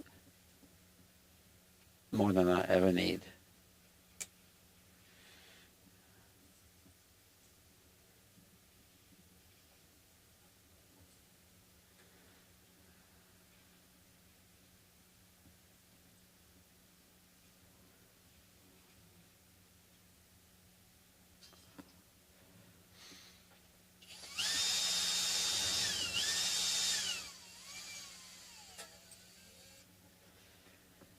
I actually really like restringing guitars.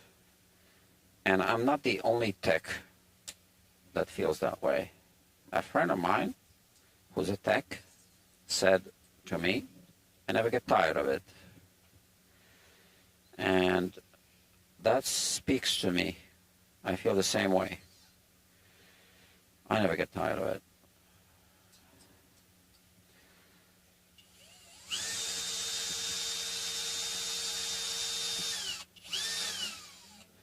Unless it's a Bixby.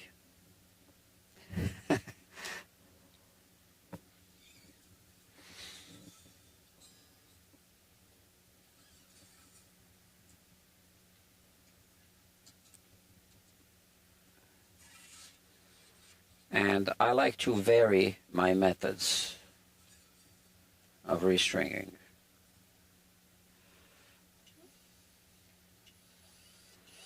Sometimes just to keep myself entertained, and sometimes for technical reasons.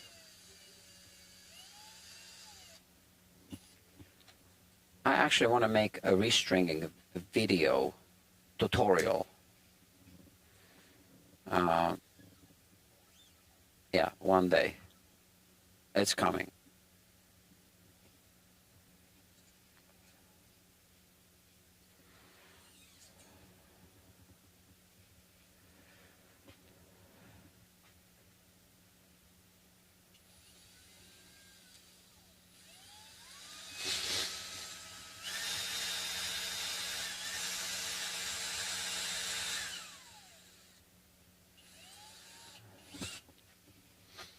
Okay, that's done.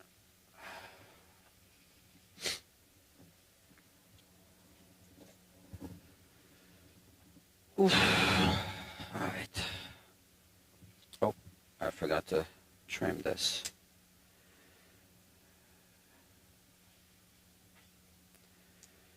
My recycling bin is getting kind of full. And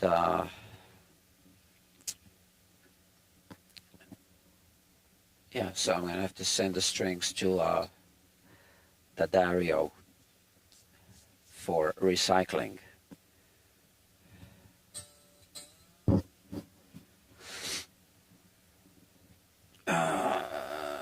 Okay.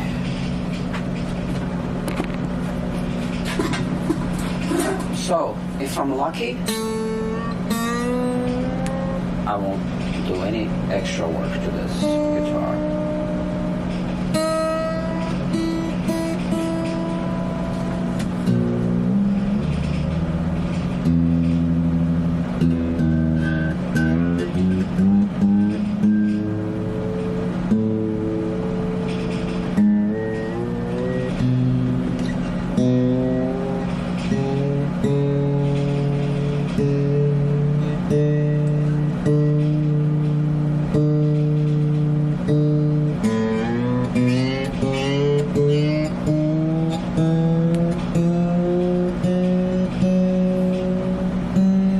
Play out of the box.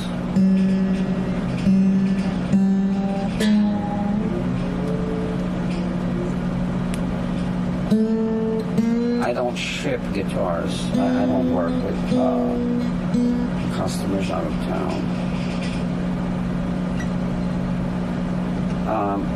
Yeah, I like to pre-stretch the strings just a tiny little bit.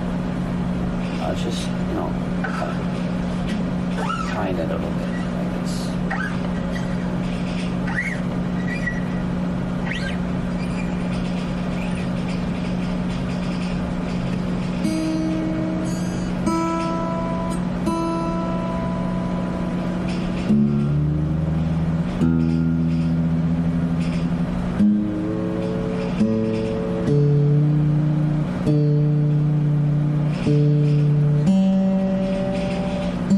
The strings will settle when you play them, and I don't want to risk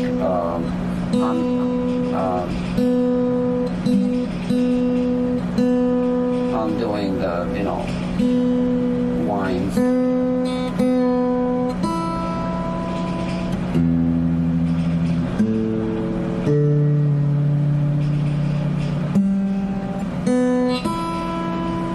Now let's check the nut.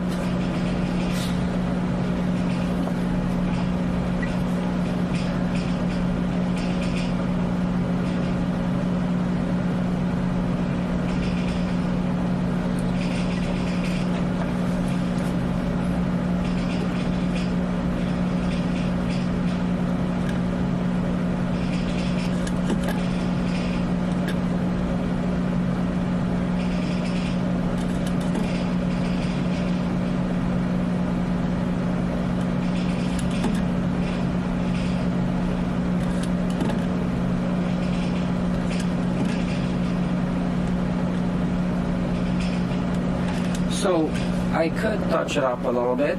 Also, the low E string sometimes can have a little arch coming off the nut, so if you push down,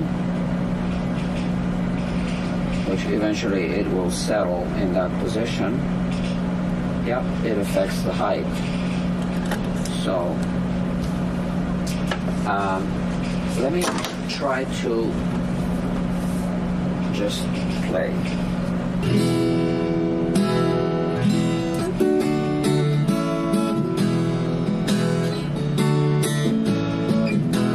I think she will appreciate. I mean, I can play this.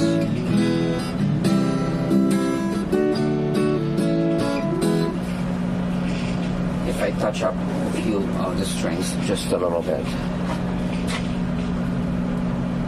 Okay, I can turn off this mic now. But I was counting on that. And let me check the action. So the relief should be the same. And the action should be the same as I left it, yeah. So obviously when you polish frets, you are removing a little bit of material and, you know,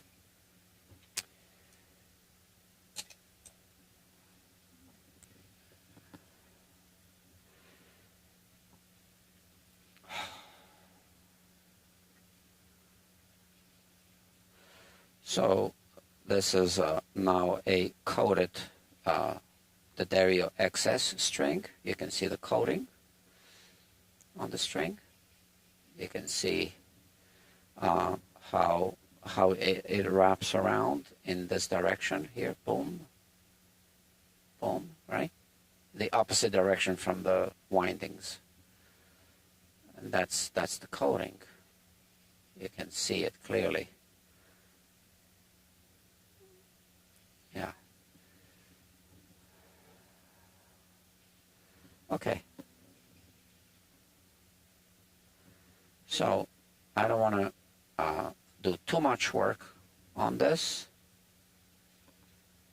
So this must be from the old string of the metal deposits.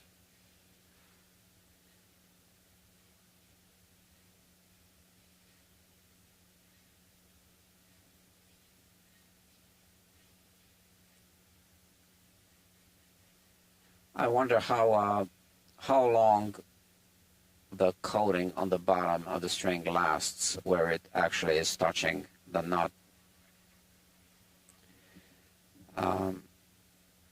Yeah, so.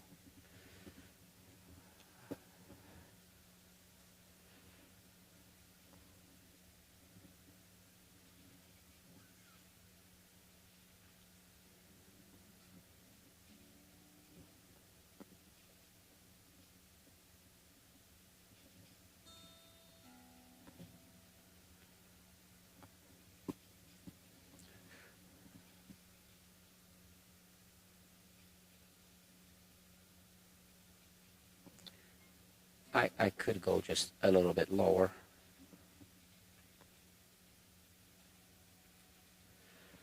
So we can see a tiny bit of metal at the bottom. So yeah, I mean, that's quite a point of impact, right, for the string. So a pressure point.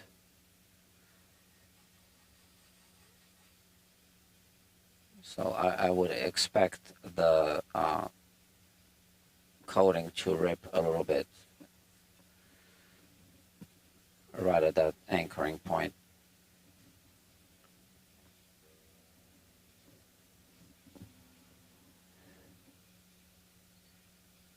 I think that's good. Yeah, I don't want to go any lower on this. Yeah, and now just do the other strings. Let me check this again.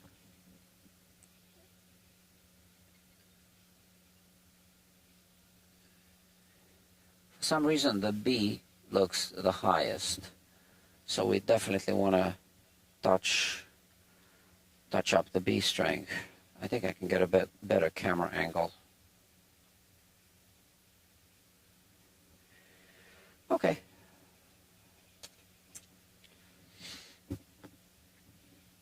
I think I will just touch up all the string slots a little bit, and that'll be that.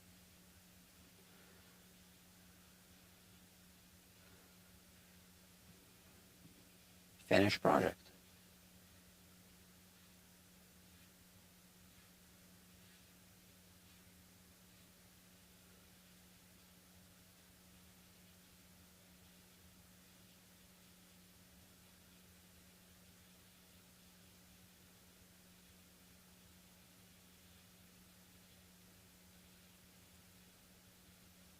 Okay.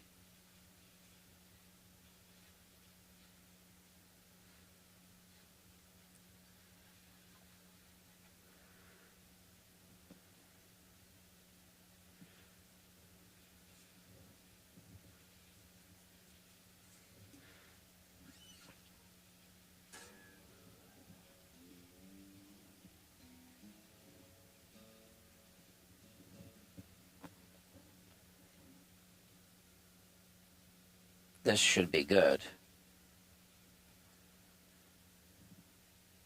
Totally.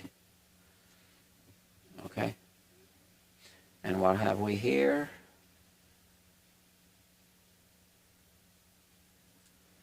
Yeah. I don't even want to touch this one.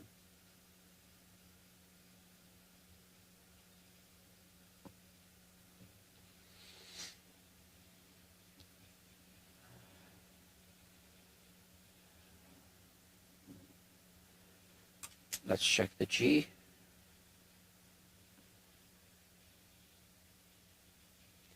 I mean, it's within tolerance, but it is a little higher than the way I left it. So, yeah, I'll do it. For this, we'll use the 28 gauge file.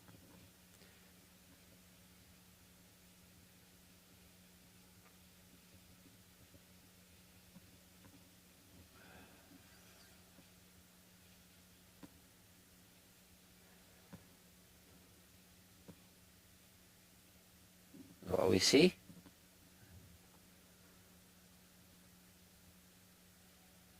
It'll just be a quick little touch-up, that's it.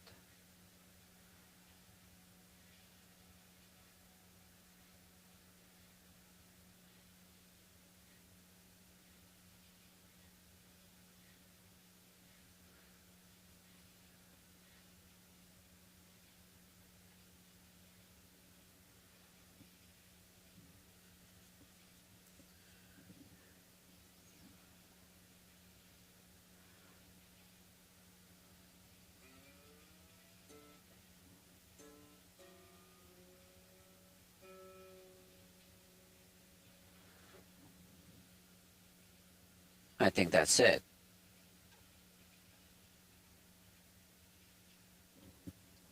Very much so. But like I said, the B seems to be higher, and I don't know why. So before I jump to any conclusions, I want to,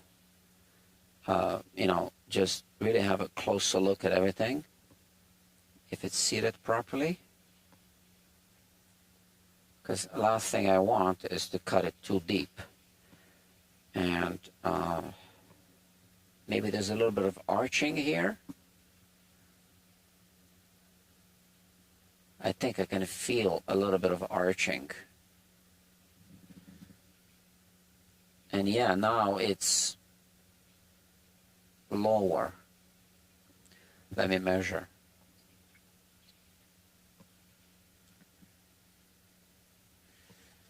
It did get lower, but it's you know, I can still touch it up a little bit.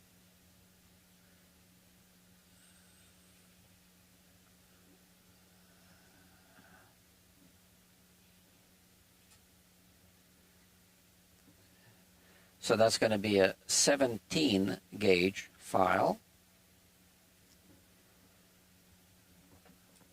We can see that the string is seated nicely.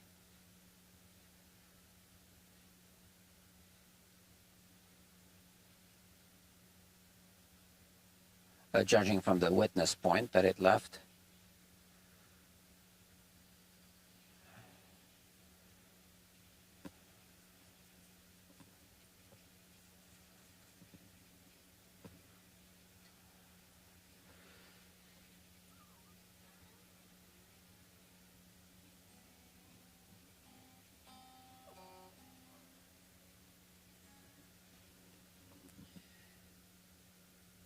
And this looks perfect right now.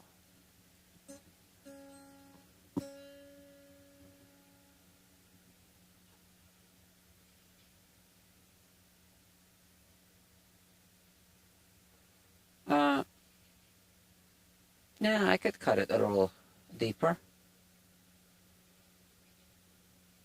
Yeah, now I can see it's a little higher than the other ones. Okay.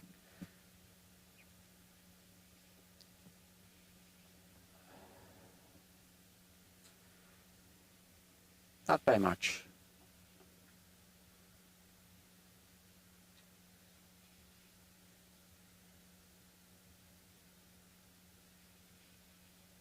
I just really feel those can be the critical ones.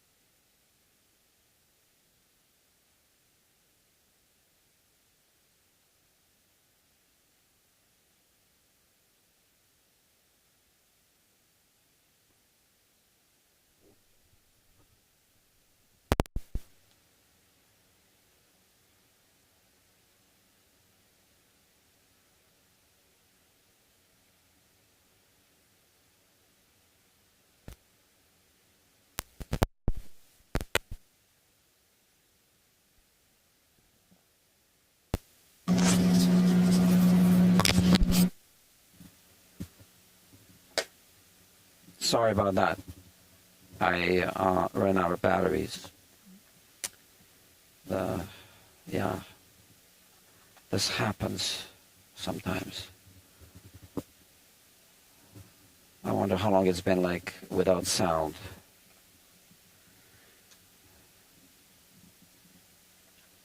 I know, that sucks. Now I have an archived live stream without sound at the end. Okay.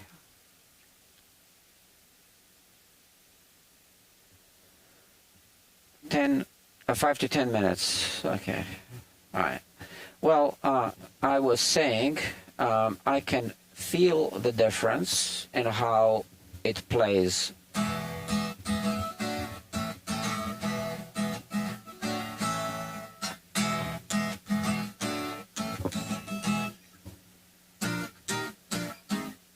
Open chords really feel lighter. I think she will like it, but ultimately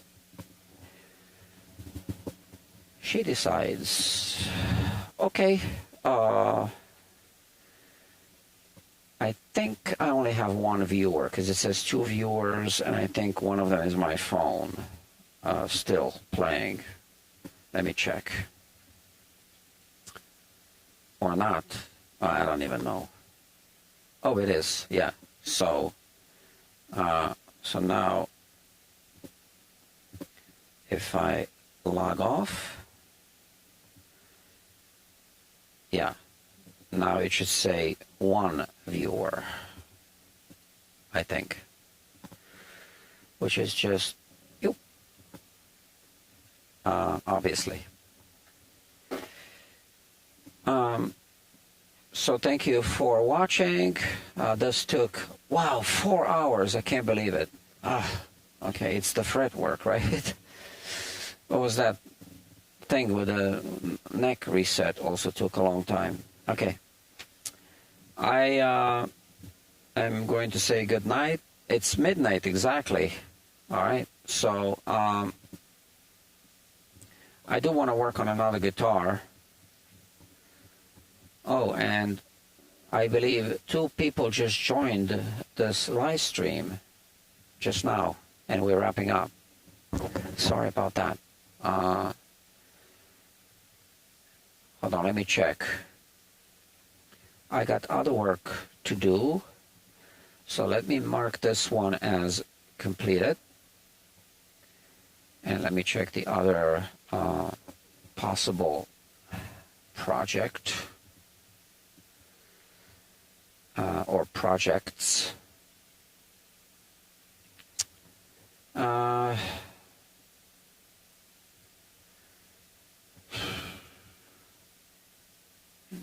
No, it's going to take too long. I don't think I'll work on this tonight. Yeah, I think that's it for tonight. Okay. All right. So thank you very much for watching, and yeah, sorry about the other 2 people that joined. They logged off already. I don't blame them. But yeah, that's it. So for all of you watching this in replay, sorry about the sound, and yeah, let's talk soon. Thank you for watching.